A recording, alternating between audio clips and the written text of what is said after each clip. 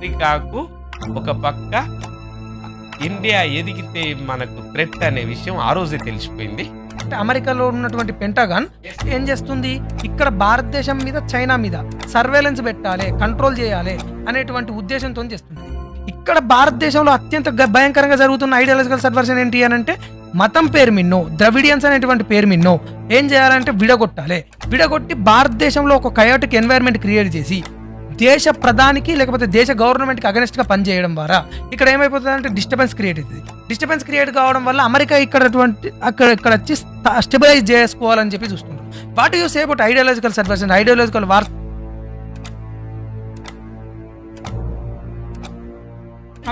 Communism కూడా gradual change accept చేస్తా sir. Communism gradual change accept ఎవరు voting democratic vote bank politics చేస్తారు. లేదు, వాళ్ళతో విడిపోయిన వాళ్ళు ఎంఎల్ పార్టీలు చెయ్యం. వాళ్ళు రాడికల్స్, వాళ్ళు ఖచ్చితంగా రాడికల్స్. వాళ్ళ గౌతమ బుద్ధునికి ఇక్కడ స్వస్తిక్ సింబల్ ఉండే, అది తీసుకుపోయి తన పార్టీకి సింబల్ గా పెట్టుకున్నాడు. పార్టీకి సింబల్.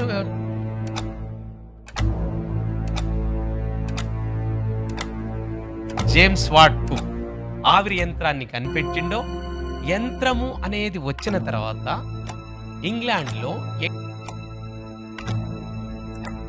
ఆకాశవాణి డెల్ఫీ అనేది అప్పుడు వినిపించినటువంటి కంఠం ఏంటంటే సోక్రటీస్ అనే పేరు చెప్పిందట. ఇది నమస్కారం సార్. నమస్కారం అసిస్టెంట్ ప్రొఫెసర్ జానకిరెడ్డి సార్. నమస్కారం అండి సార్. అది మీరు పొలిటికల్ సైన్స్ లోపల అసిస్టెంట్ ప్రొఫెసర్? అవునండి. అంతేగా సార్. ఇప్పుడు I want to start from this. ఎట్లా అనంటే మనకి జంతువులు ఉంటాయి కదా సార్. అవును, జంతువులు ఉంటాయి కదా. ఆవులు ఉంటాయి, బర్రెలు ఉంటాయి, అన్ని ఉంటాయి, అన్ని జంతువులు ఉంటాయి. ప్రతి ఒక్క ఆర్గానిజం లోపల ఒక కైండ్ ఆఫ్ సోషల్ బిహేవియర్ ఉంటుంది. ఓకే. ఇప్పుడు ఫర్ సపోజ్ తేనె తెత్తలు ఉన్నాయి, దాంట్లో కూడా ఒక ప్రాపర్ హైరార్కీ ఉంటుంది. క్వీన్ ఉంటది, ఆ తర్వాత కింగ్ ఉంటది, ఆ తర్వాత పనిచేసే సోల్జర్స్ ఇట్లా ఉంటాయి.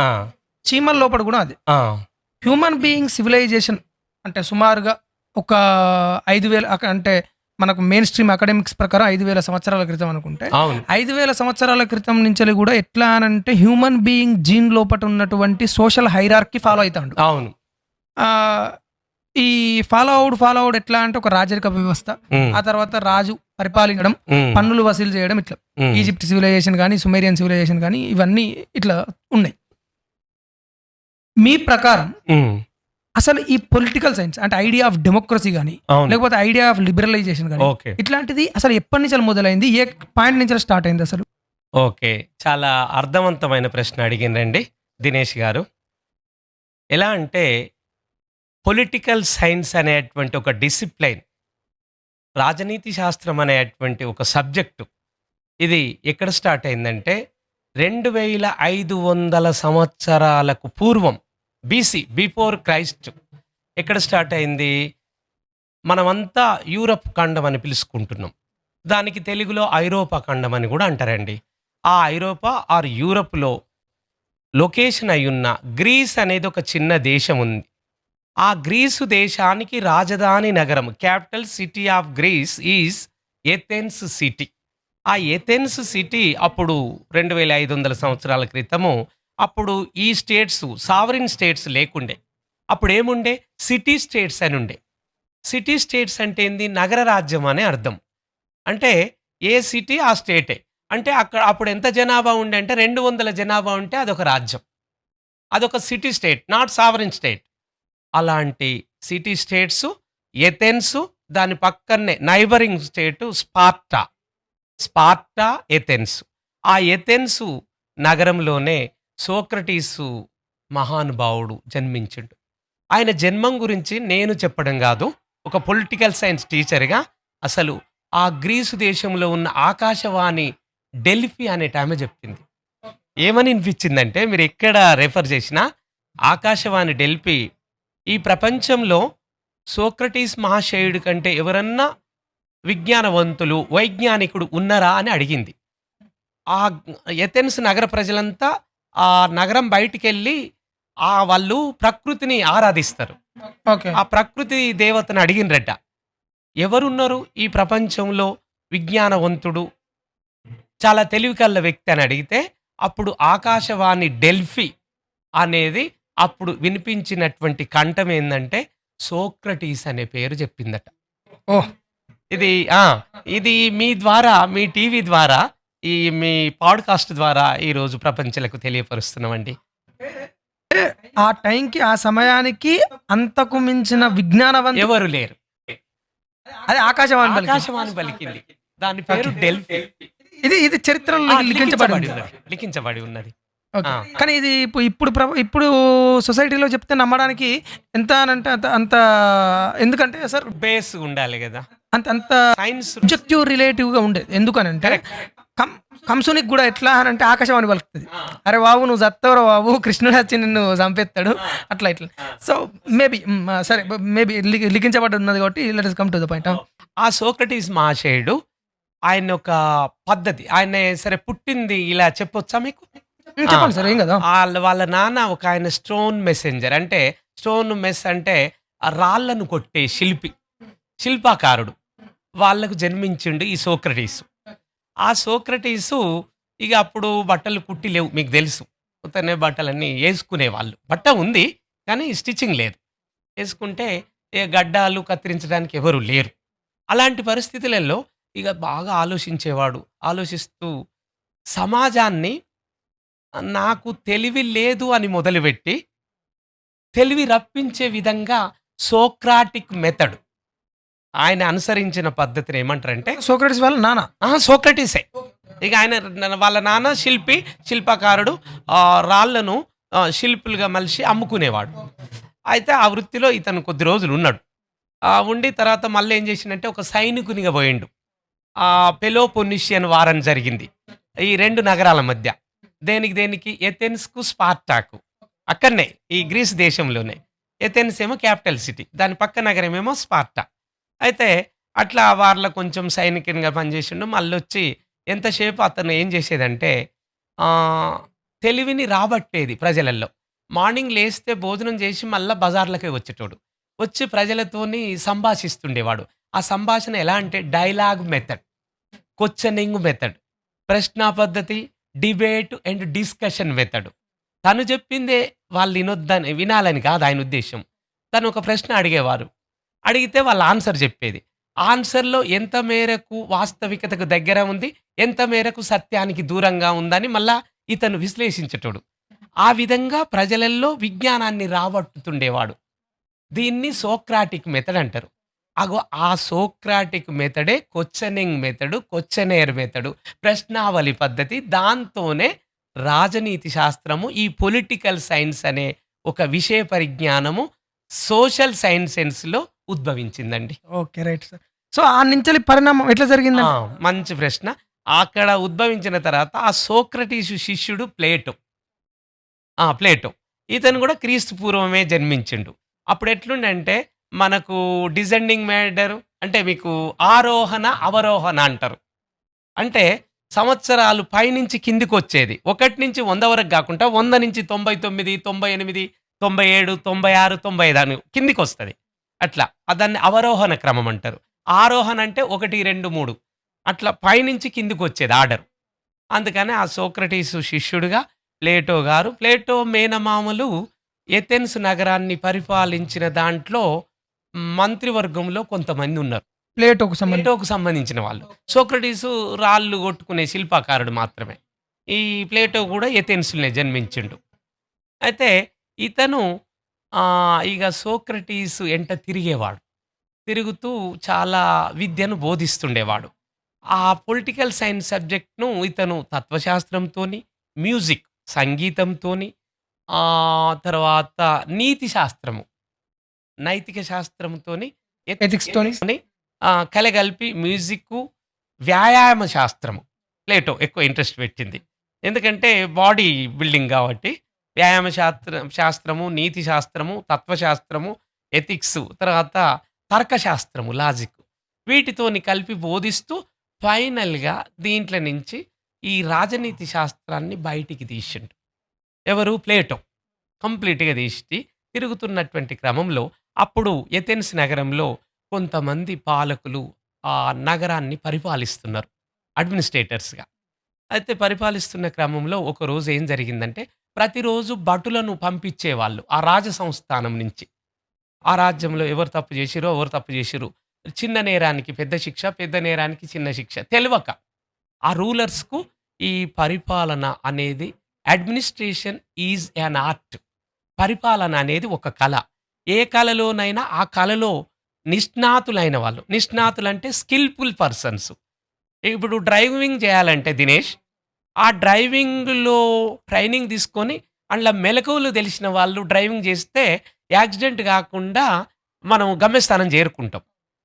మరి అదే విధంగా మరి పరిపాలన అనే శాస్త్రం కూడా ఉన్నది కాబట్టి, ఆ శాస్త్రమే రాజనీతి శాస్త్రం కాబట్టి, ఆ శాస్త్రమే తత్వశాస్త్రం కాబట్టి, ఫిలాసఫీ కాబట్టి, ఈ ఫిలాసఫీ గాని, ఇటు పొలిటికల్ సైన్స్ గాని, అటు ఎథిక్స్ గాని, ఇలాంటి పబ్లిక్ అడ్మినిస్ట్రేషన్ అది తర్వాతొచ్చింది. మొన్న 1966 తర్వాత. సరే అది ఇక్కడ అసందర్భం. కాబట్టి ఈ శాస్త్రాలలో ఎవరు ప్రావీణ్యం సంపాదిస్తే వాళ్ళు మాత్రమే పాలనకు అర్హులు. కానీ ఇప్పటివరకు లేదు సార్ అది. వచ్చిన ప్రాబ్లమ్ అది. వచ్చిన ప్రాబ్లమ్ అది. ఆ! ఇప్పుడు డ్రైవింగ్‌లో ట్రైనింగ్ లేని వాళ్ళను డ్రైవింగ్ సీట్‌లో కూర్చోబెడతారా దినేష్? కూర్చోబెట్టరు. మరి అలాంటిది ఒక దేశాన్ని పరిపాలించాలనుకున్నప్పుడు ఆ పరిపాలనలో ప్రావీణ్యం సంపాదించిన మెలకువలు తెలిసిన వ్యక్తిని కూర్చోబెట్టలేకపోయే విధానాన్నే ప్రశ్నించిండు. హ్మ్. అంటే ఎట్లా అంటే ఇప్పటికి మనం ఏం చేస్తున్నాం అనంటే ఒక డ్రైవర్‌కో, మెకానికో సర్జికల్ బ్లేడ్ ఇచ్చి ఆపరేషన్ థియేటర్‌కి పంపించినట్టు ఈ పరిపాలనకొస్తున్నటువంటి ప్రజాప్రతినిధులు ఇప్పటికి కూడా అంతే ఉన్నారు. కూడా అంతే ఉంది. ఇది మారినప్పుడు మాత్రమే రాజ్యంలో ఉన్న ప్రజలందరూ నిజంగా లబ్ధి పొందే అవకాశం ఉంటది. ఆ! అయితే ఏం జరిగింది? ఇగ ప్లేటో అతని దగ్గర శిష్యరికం చేస్తూ నడుస్తున్నది. నడుస్తున్న క్రమంలో ఒకసారి ఏం జరిగిందంటే చాలామంది ఆ ఎథెన్స్ నగర వీధులలో ఈ భటులెళ్ళి ఆ రాజ్యాన్ని పరిపాలిస్తున్న కొద్దిమంది పాలకులు ఆ రాజ సంస్థానంలో పనిష్మెంట్స్ ఇచ్చేవాళ్ళు, పరిపాలన చేసేది. వాళ్ళే పరిపాలన చేసేవాళ్ళు. అంటే వాళ్ళే చట్టాలు చేసేవాళ్ళు. ఆ చట్టాలకు వాళ్ళే కార్యనిర్వాహక వర్గము. అంటే శాసన నిర్మాణ శాఖ వాళ్ళ దగ్గరే ఉంది. కార్యనిర్వహణ ఆ శాసనాలను అమలుపరిచేది వాళ్ళే కార్యనిర్వాహకులు, మంత్రివర్గం. మళ్ళా ఈ 2 శాఖలు గాక మళ్ళా వీళ్ళ మీదేమన్నా తప్పొప్పులొస్తే దానికి న్యాయం గూడా వాళ్ళే చెప్పేవాళ్ళు. అంటే 3 శాఖలు ఒకే వర్గం దగ్గరున్నాయి. ఎట్లా? శాసన నిర్మాణ శాఖ శాసనాలు జేసేది ఆ పాలకులే. మళ్ళా ఆ శాసనాలను అమలుపరిచేది కార్యనిర్వహణ శాఖ. రెండోది జేస్తున్నారు. Legislature and executive. ఈ 2 జేస్తే ఈ రెండిటికి ఉత్పన్నమైన ఫలితాలు ఏమన్నా వస్తే ప్రజల నుంచి దానికి ఆన్సర్ ఇచ్చేది గూడా వీళ్ళే. అంటే న్యాయశాఖ, judiciary, legislature wing, executive wing and judiciary wing. ఈ 3 భాగాలు ఒక్క పరిపాలనా వర్గం వాళ్ళ చేతులున్నాయి. ఉంటే ఏంది సార్ మీ డౌట్ అని మీకు ప్రశ్న రావాలి. ఉంటే ఏమైతదంటే ప్రశ్నించేవాడు శిక్షించబడతాడు. ఎలా శిక్షించబడతాడంటే అతనే శాసనాన్ని చేస్తున్నాడు. అతనే దాన్ని అమలు పరుస్తున్నాడు. కార్యనిర్వహణ చేస్తున్నాడు. ఎగ్జిక్యూట్ చేస్తున్నాడు. అంటే మంత్రులు. మళ్ళా ఈ రెండిటికి వచ్చిన ఫలితాలను మళ్ళా అతడే నేను చేసింది కరెక్టే అని న్యాయశాఖలో కూర్చొని దాన్ని మోనోపోలీ ఐడియా లాగుంటది. మోనోపలి ఐడియా ఇగ. 3 శాఖలు వేరు వేరుగున్నప్పుడే ప్రజలకు స్వేచ్ఛ, హక్కులు నిజంగా లబ్ధి చేకూర్చే విధంగా జరుగుతాయి. ఇట్లా జరగకపోవడానికి ఇక ఫస్టే వస్తుంది కేసు. ఒకరోజు పాలన జరిగిన తర్వాత భటులెళ్తుంటే సోక్రటీస్ గారు ఆ భటులను ఆపిండు. ఏందా మమ్మల్ని ఎప్పుడు ఆపుతున్నావని భటులు సోక్రటీస్‌ని ప్రశ్నించిరు. అవును రోజు పోతారు, కొంతమందిని తీసుకుపోతున్నారు మీ రాజ సంస్థానం దగ్గరికి. ఆ రాజభవనంలో, ఆ రాజప్రసాదంలో ఏం జరుగుతుంది? ఏం జరుగుతది? ప్రజలు నేరాలు చేస్తున్నారు. ఆ నేరాలను మా రాజులు పరిశీలించి వాళ్ళు ఏ నేరం చేసిర్రో దానికి ఎలాంటి శిక్ష విధించాలో విధిస్తున్నారు. మళ్ళీ అక్కడి నుంచి ఆ శిక్ష అమలవుతుంది. ఇట్లా పరిపాలన కంటిన్యూ‌గా జరుగుతుందని వీళ్ళు చెప్తున్నారు. అయితే ఇట్లా రోజు జరుగుతుంటే ఇక ఆ రోజు వదిలిపెడతాడు. మళ్ళీ ఇట్లా చాలా క్రమంగా జరుగుతుంటే ఒకరోజు బాగా లేట్ అయితది భటులను ఈ సోక్రటీస్ ఆపేసరికి. ఆ రోజు రాజులకు ఏ కార్యనిర్వహణకు స్కెడ్యూల్‌లో లేదు. ఏందిరా ఈరోజు ఇంత లేట్ అయిందంటే, చెప్పండిరా అసలు జరుగుతుందేందంటే, రోజు వస్తుంటే ఆ వీధులల్లో సోక్రటీస్ అనేటి ఆయన ఉన్నాడు సార్. ఆయన ఒక శిల్పకారుని కొడుకు.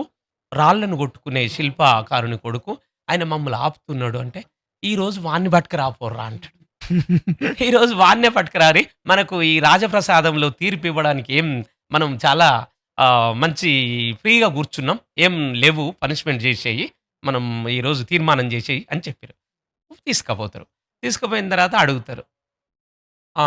ఎందుకు పిలిపిచ్చిర్రు?" అంటాడు సోక్రటీస్.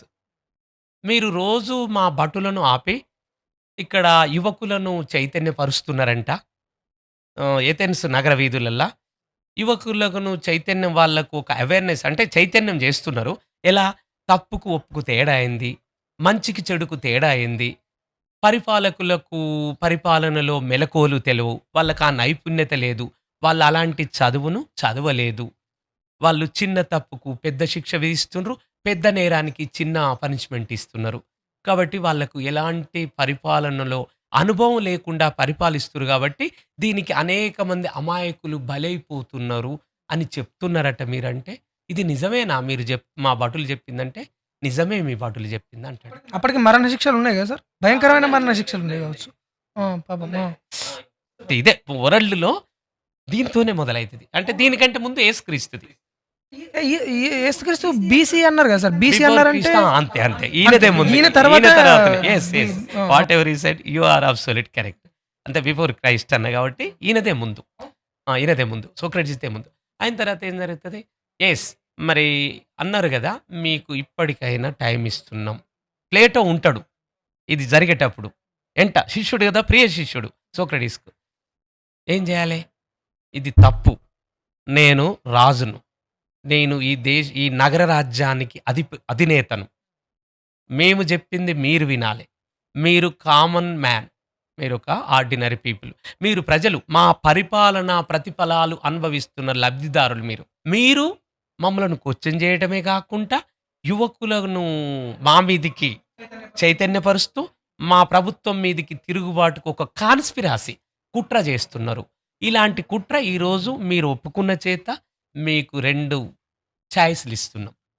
మీరు ఈ దేశం వదిలిపెట్టి ఎళ్ళిపోండి. పక్కనున్న సిసిలీ, ఈజిప్టు ఇలా అనేక దేశాలున్నాయి. జర్మనీ ఇట్లా ఏ దేశానికన్నా ఎళ్ళిపోండి. ఇక్కడ నేనెళ్ళిపోను, ఇక్కడనే ఉంటాను అనుకుంటే ఇంకొక పనిష్మెంట్ మీకు. ఎళ్ళిపోతే ఏం లేదు. నెల రోజులు టైమ్ ఇస్తున్నాం. మీరెళ్ళిపోకుండా నేను ఇదే దేశంలో ఉంటా, నేనెందుకెళ్ళిపోతా అనే ఎదురు ప్రశ్న మీ నుంచి వస్తే దానికి గూడా మేము ఒక శిక్ష ఖరారు జేసినాం. మేము పాయిజన్ బాటిల్ ఇస్తాం. ఆ పాయిజన్ బాటిల్ తాగి మీరు చనిపోవాలి. ఈ రెండిట్లో మీకు ఏది ఉచితమో, ఏది అనుచితమో అంటే ఏది మీకు ప్రిఫరో, ఏది మీకు ప్రిఫర్ గాదో మాకు వారం రోజులలో చెప్పండని పంపిస్తారు. ఖచ్చితంగా వారానికి రావాలని పంపిస్తారు. అప్పుడు ప్లేటో, సోక్రటీస్ ఎనకకొస్తారు. వచ్చి ఆలోచించుకుంటుంటారు. ఆలోచించుకున్నాక వారానికి ఖచ్చితంగా మళ్ళా ఇద్దరు పోతారు. ప్లేటో రోజు బతిలాడుతుంటాడు. మీ అసుంటి తెలివి కల్ల వాళ్ళు బతకాలి సార్. లేకపోతే అలాంటి మూర్ఖులైన పాలకుల చేత ఇంకా చాలామంది అమాయకులైతారు. కాబట్టి ఆ అమాయకులు బలైపోతారు. కాబట్టి మీ తెలివి కల్ల వాళ్ళు చనిపోతే ఇక వీళ్ళకు ఎవరు దిక్కు అని చెప్పి ప్లేటో శిష్యుడిగా సోక్రటీస్ అయిన గురువుగారిని బతిలాడుతుంటాడు. బతిలాడితే సోక్రటీస్ చెప్పడు. లాస్ట్ డే చెప్తాడు. వారంలో ఇక పోయే ముందు. ఎందుకు చెప్తలేరు సార్? నేనున్నా గదా! మనిద్దరం కలిసిపోదాం. నిన్ను ఈ దేశాన్ని సరిహద్దులు దాటించి మనిద్దరం వేరే సిసిలీ గానీ, ఈజిప్ట్ గానీ, ఇంకా వేరే దేశం గానీ పోదామని అంటారు. అంటే లాస్ట్‌కి ఆలోచించి లాస్ట్ రోజు వాళ్ళు రమ్మన్న రోజు ప్లేటో విను. నేను చనిపోకపోతే ఈ మూర్ఖులైన పాలకులకు కనువిప్పు జరగదు. నేనొక్కడిని చనిపోతే ఈ నగర రాజ్యంలో డిస్కషన్ జరుగుద్ది.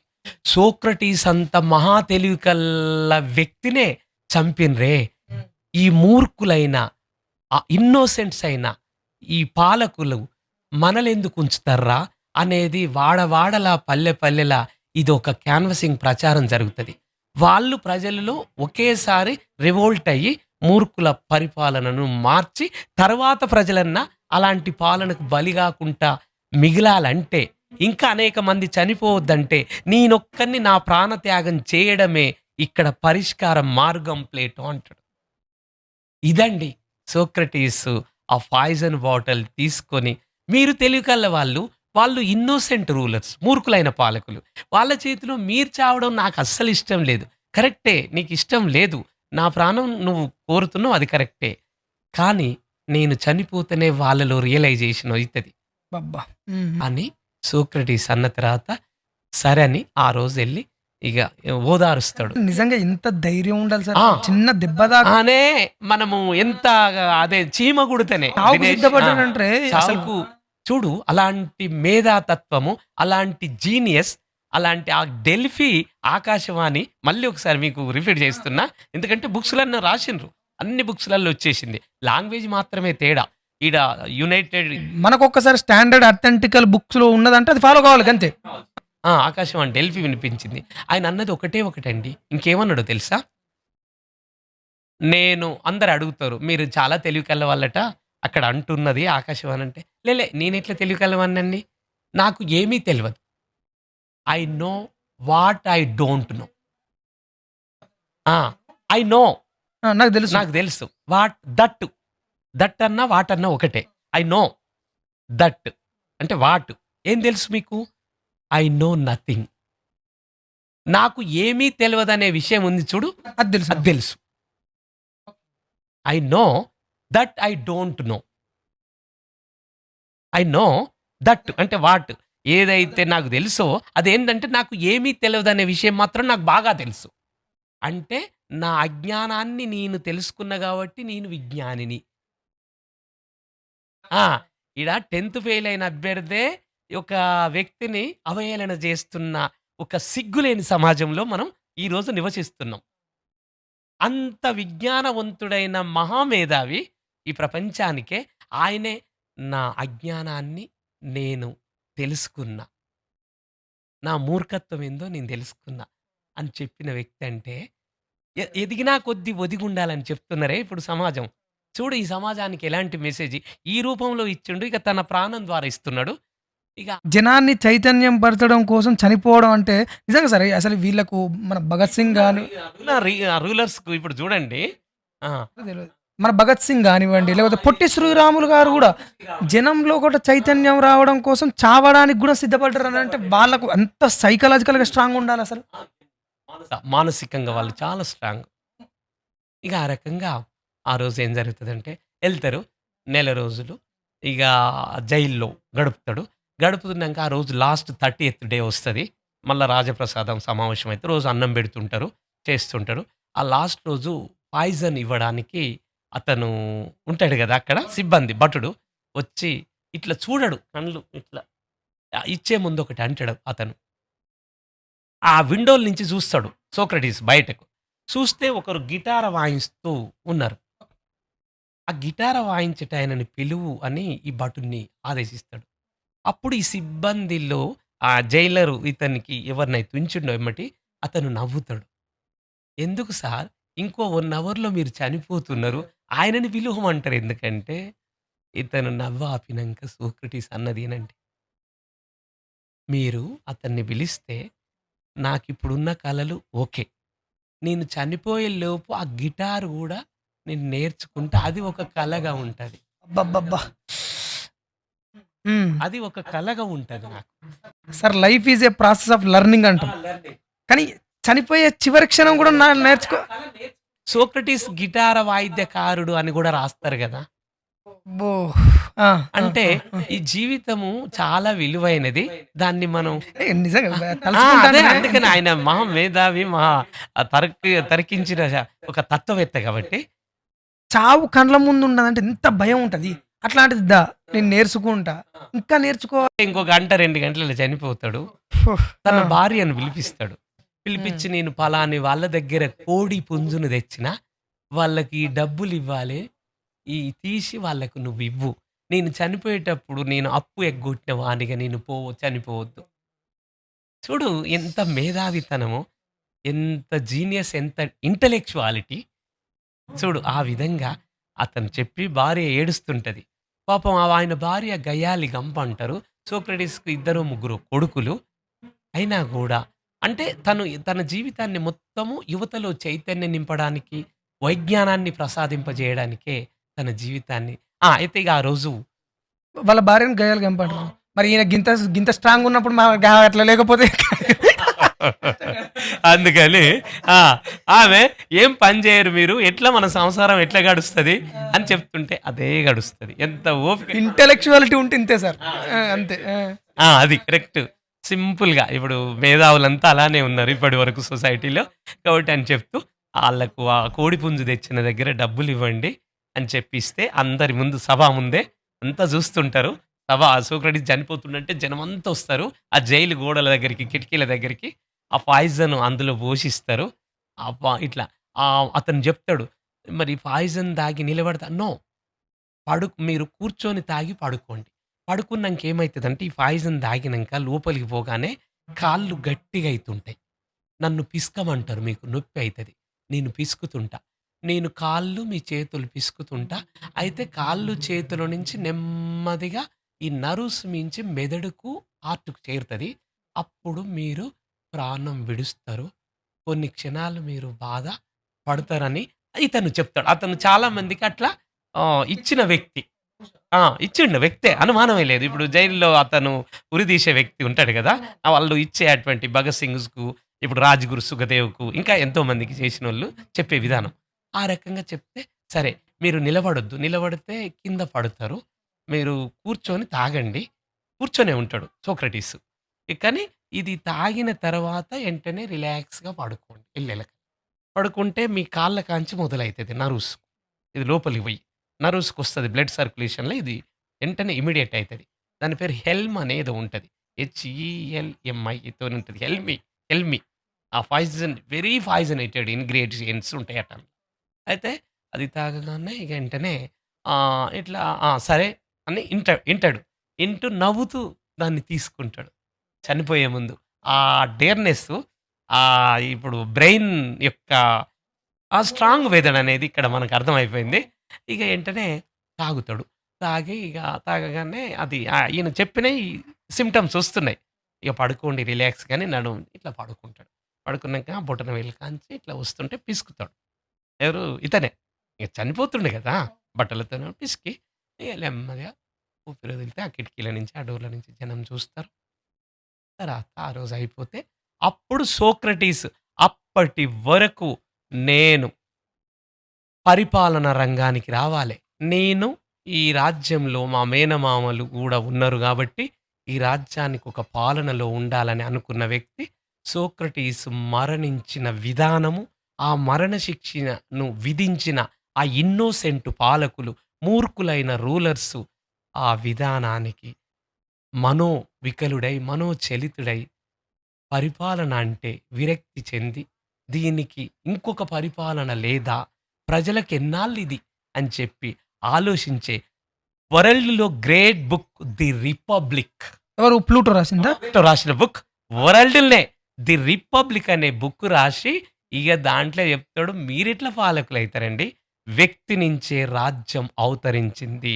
ఇండివిడ్యువల్ వ్యక్తిలోనే 3 వర్గాలు బయలుదేరుతాయి అని ఇగ ప్లేటో మొదలుపెట్టి, ప్లేటో కంటే ముందు సోక్రటీస్ ఎందుకు రాయలేదనే డౌట్ మీకొస్తే అప్పుడు శిలాశాసనాలు. అయితే సోక్రటీస్ వరకొచ్చేసరికి ప్రింటింగ్ పేపర్ అందలే. కానీ శిలాశాసనాల నుంచి నెమ్మదిగా స్టోన్స్ మీదనే రాసిండీయన 'ది రిపబ్లిక్' రాళ్ళతోని కొట్టుకుంటూ. నెక్స్ట్ వచ్చినటువంటి అరిస్టాటిల్, మళ్ళా ప్లేటో శిష్యుడు అరిస్టాటిల్. ఇట్లా శిష్యగణం ఉంటది మీకు. ముందు సోక్రటీస్, సోక్రటీస్ శిష్యుడు pupil Plato, Plato pupil Aristotle, Aristotle pupil the Alexander great అట్లన్నట్టు. అంటే ఇక్కడ ఇగ ప్లేటో 'ది రిపబ్లిక్' అనే గ్రంథాన్ని రాస్తే, ఆ గ్రంథంలో వ్యక్తి విరాట్ స్వరూపమే రాజ్యము. రాజ్యము బయట లేదు. రాజ్యము వ్యక్తిలోనే ఉన్నది అని చెప్తాడు. అనేసరికి జనం పరేషాన్ అయితారు. ఎలా? వ్యక్తి త్రిగుణ స్వభావుడు. వ్యక్తిలో 3 గుణాలున్నయి. ఏంటి ఆ 3 గుణాలు? 1 ఫిలాసఫీ తత్వము. ఆ తత్వం ఎట్లంటే హేతు బుద్ధి. అంటే రీ రీజనల్ ఏది రీజన్ అంటే ఏందంటే మంచికి, చెడుకు తేడా తెలుసుకోవడం. తప్పుకు, ఒప్పుకు తేడా తెలుసుకోవడం. ఇప్పుడు ఉదాహరణకు ఎవరన్నా ముఖ్యమంత్రి రేవంత్ రెడ్డి గారు ఇక్కడికొచ్చిండనంగానే జనం ఉరుకుతారు. అట్లా కాదు. ముఖ్యమంత్రి వస్తుండంటే 2, 3 రోజులు ఉంటది. లేదా కోఠిలో రా ఉదయం 12కి యాక్సిడెంట్ అయిందంటే కొంతమంది ఉరుకుతారు. ఎట్లయితది అని ఆలోచించాలి. ఎందుకు? కోటిలో 40 కిలోమీటర్ల కంటే ఎక్కువ స్పీడ్ పోయే వాహనాలకు అనుమతి లేదు. తత్వ విచారణ చేసుకో. ఒక చెప్పిన అంశాన్ని ఎంటనే గుడ్డిగా నమ్మకుంటా రీజనింగ్ మెథడ్. రీజనింగ్ మెథడ్‌నే హేతు బుద్ధి అంటారు. హేతు బుద్ధిని రీజనింగ్ అంటారు. మనిషిలో హేతు బుద్ధి ఉంటది ఒకటి. రెండోది మిలిటరీ క్లాస్ సైనిక శక్తి ఉంటది. శారీరక దృఢత్వం ఉంటది. మూడోది లేబర్ శ్రామిక శక్తి ఉంటది. 3 గుణాలు వ్యక్తిలో ఉంటాయి గాబట్టి, వ్యక్తి విరాట్ స్వరూపమే రాజ్యము. ఇంకా వేరేది లేదు. రాజ్యము బయట లేదు. వ్యక్తి నుంచే ఉత్పన్నమైతుంది. ఇప్పుడు ఈ పాలకులు చెప్పుతున్నది వేస్టు అని కుండబద్దలు కొట్టి, తన రిపబ్లిక్ అనే గ్రంథం ద్వారా ఈ ప్రపంచం గాఢాంధకారంలో ఉంటే, ఆ గాఢాంధకారంలో ఉన్న ప్రజలను మేలుకొల్పిన గ్రీకు రాజనీతి తత్వవేత్త ప్లేటో. వాళ్ళు ఒక టెంపుల్ ఎలుసిస్ అనేటువంటి టెంపుల్‌లో కూర్చొని ఒక సోమా అనే డ్రింక్ తీసుకునేటోళ్ళట సార్. నిజమే. కానీ ఆ డ్రింక్ నుంచెల్లి ఏం చేసేటోళ్ళనంటే వాళ్ళ స్టేట్ ఆఫ్ కాన్షియస్‌నెస్‌ని ఆల్టర్ చేసుకొని తద్వారా రాసి ఇవంతా చేసేటోళ్ళు. గ్రంథ రూపంలో వచ్చి ప్రజలకు అందిస్తుండేవాళ్ళు. సో ఇట్లా ఈ మరణం మీద పొలిటికల్ సైన్స్ అనేది ఆవిర్భవించింది. ఆ తర్వాత అలెగ్జాండర్ ది గ్రేట్ ఆ. వచ్చిండు. ఆ తర్వాత జంగిస్ ఖాన్ లాంటి వాళ్ళు వచ్చారు. ఇక్కడ భారతదేశానికి వచ్చేసే వరకు ఇక్కడ అయిపోయింది అని అంటే అలెగ్జాండర్ అటాక్ చేయడం, పురుషోత్తమంతో చేయడం, ఆ తర్వాత మళ్ళీ గౌతమపుత్ర శాతకర్ణి ఇక్కడ శాతవాహన శకాన్ని ఇదంతా ఒక రకమైన చేస్తారు. బట్ అంటిల్ అండ్ అన్లెస్ ఎప్పటి వరకు వరల్డ్ వార్ 1 ఇది కంప్లీట్లీ డిఫరెంట్ స్టోరీ. ఎందుకు అనంటే ఈ స్టోరీ అంతా రెండిటితోనే మొదలైందని నేను అనుకుంటాను సార్. ఒకటి నెపోలియన్, రెండోది జేమ్స్ వాట్ కనిపెట్టినటువంటి స్టీమ్ ఇంజిన్. ఈ రెండిటితోని ఇనిషియేట్ అయింది. నెపోలియన్ అప్పటి వరకు ఒక సాధారణ సైనికునిగా ఉన్నాడు. అదే టైం లోపల ఫ్రెంచ్ రెవల్యూషన్ జరుగుతుంది. ఫ్రెంచ్ లోపల ఇటు రాజుకేమో రైట్ సైడ్ ఏమో ఎవరు కూర్చున్నారు, ప్రీస్టులు కూర్చున్నారు. వాళ్ళు ఏమంటారు, మత బోధకులు కూర్చున్నారు, క్యాపిటలిస్ట్ సిద్ధాంతాలు ఉన్న వాళ్ళు కూర్చున్నారు. లెఫ్ట్ సైడ్ కూర్చున్న వాళ్ళు ఏమో రాడికల్స్ కూర్చున్నారు, ఉద్యమకారులు కూర్చున్నారు. ఇదేమో లెఫ్ట్ వింగ్ అయిపోయింది, ఇదేమో రైట్ వింగ్ అయిపోయింది. సో ఆ టైంలో ఎవరు అయినటువంటి వ్యక్తి నెపోలియన్. మరి ఆయనకు నెపోలియన్కి గీజా పిరమిడ్ లోపలికి పోయి ఒక రాత్రి ఉంటాడు సార్. ఆ రాత్రి ఉన్న తర్వాత మరి ఆయనకి ఏం జరుగుతుందో ఇంకతో ఎవరికి తెలియదు. బట్ ఆ తర్వాత ఏమైపోయింది అని అంటే కంప్లీట్గా ఆయన ఒక థాట్ ప్రాసెస్ని మార్చుకున్నాడు. ఆ తర్వాత ఇక్కడ ఏంటి అని అంటే జేమ్స్ వాట్ స్టీమ్ ఇంజన్ కనిపెట్టిన తర్వాత ఒక రకంగా ఎట్లా అనంటే మిషనరీ ఉన్నటువంటి దేశాలు క్యాపిటలిజం అండ్ ఇంపీరియలిజం ఎక్కువైపోయింది. మీరు ఇంకా ఎక్కువ చెప్తారు సార్ నాకు తెలిసి. So start okay. So what are the series of events that led to World War 1? అసలు వరల్డ్ వార్ 1 కారణం అసలు చాలా సంతోషం. వరల్డ్ వార్ 1 రావడానికి దారి తీసిన ఫ్యాక్టర్స్, కారణాలు చూడండి. ఇక ఏం జరుగుతుందంటే వరల్డ్ వార్ 1 రావడానికి ముఖ్యంగా ఆస్ట్రియా హంగేరీ సామ్రాజ్యం, దాంతోపాటు జర్మనీ సామ్రాజ్యం, కింగ్డమ్స్ ఉండే అప్పుడు. యునైటెడ్ కింగ్డమ్ యూకే, తర్వాత రోమన్ సామ్రాజ్యం, తర్వాత ఇటలీ సామ్రాజ్యాన్ని రోమన్ సామ్రాజ్యం, ఎందుకంటే ఇటలీ రాజధాని రోమ్ కాబట్టి. యునైటెడ్ కింగ్డమ్, పోలిష్ సామ్రాజ్యం అంటే పోలాండ్ది. ప్రతి దేశం యూరప్ నుంచే అన్ని. ఎందుకు యూరప్ నుంచే అంటే ఆసియా, ఆఫ్రికా. ఇక ఆఫ్రికా అయితే ఇంకా లేటుగా డార్క్ కాంటినెంట్ చాలా లేటుగా కనిపెట్టారు దాన్ని. ఇక ఎంతసేపు లాటిన్ అమెరికా అంటే మీకు ఉత్తర అమెరికా, దక్షిణ అమెరికా ఖండాలు ఉన్నాయి, ఆస్ట్రేలియా ఉన్నది.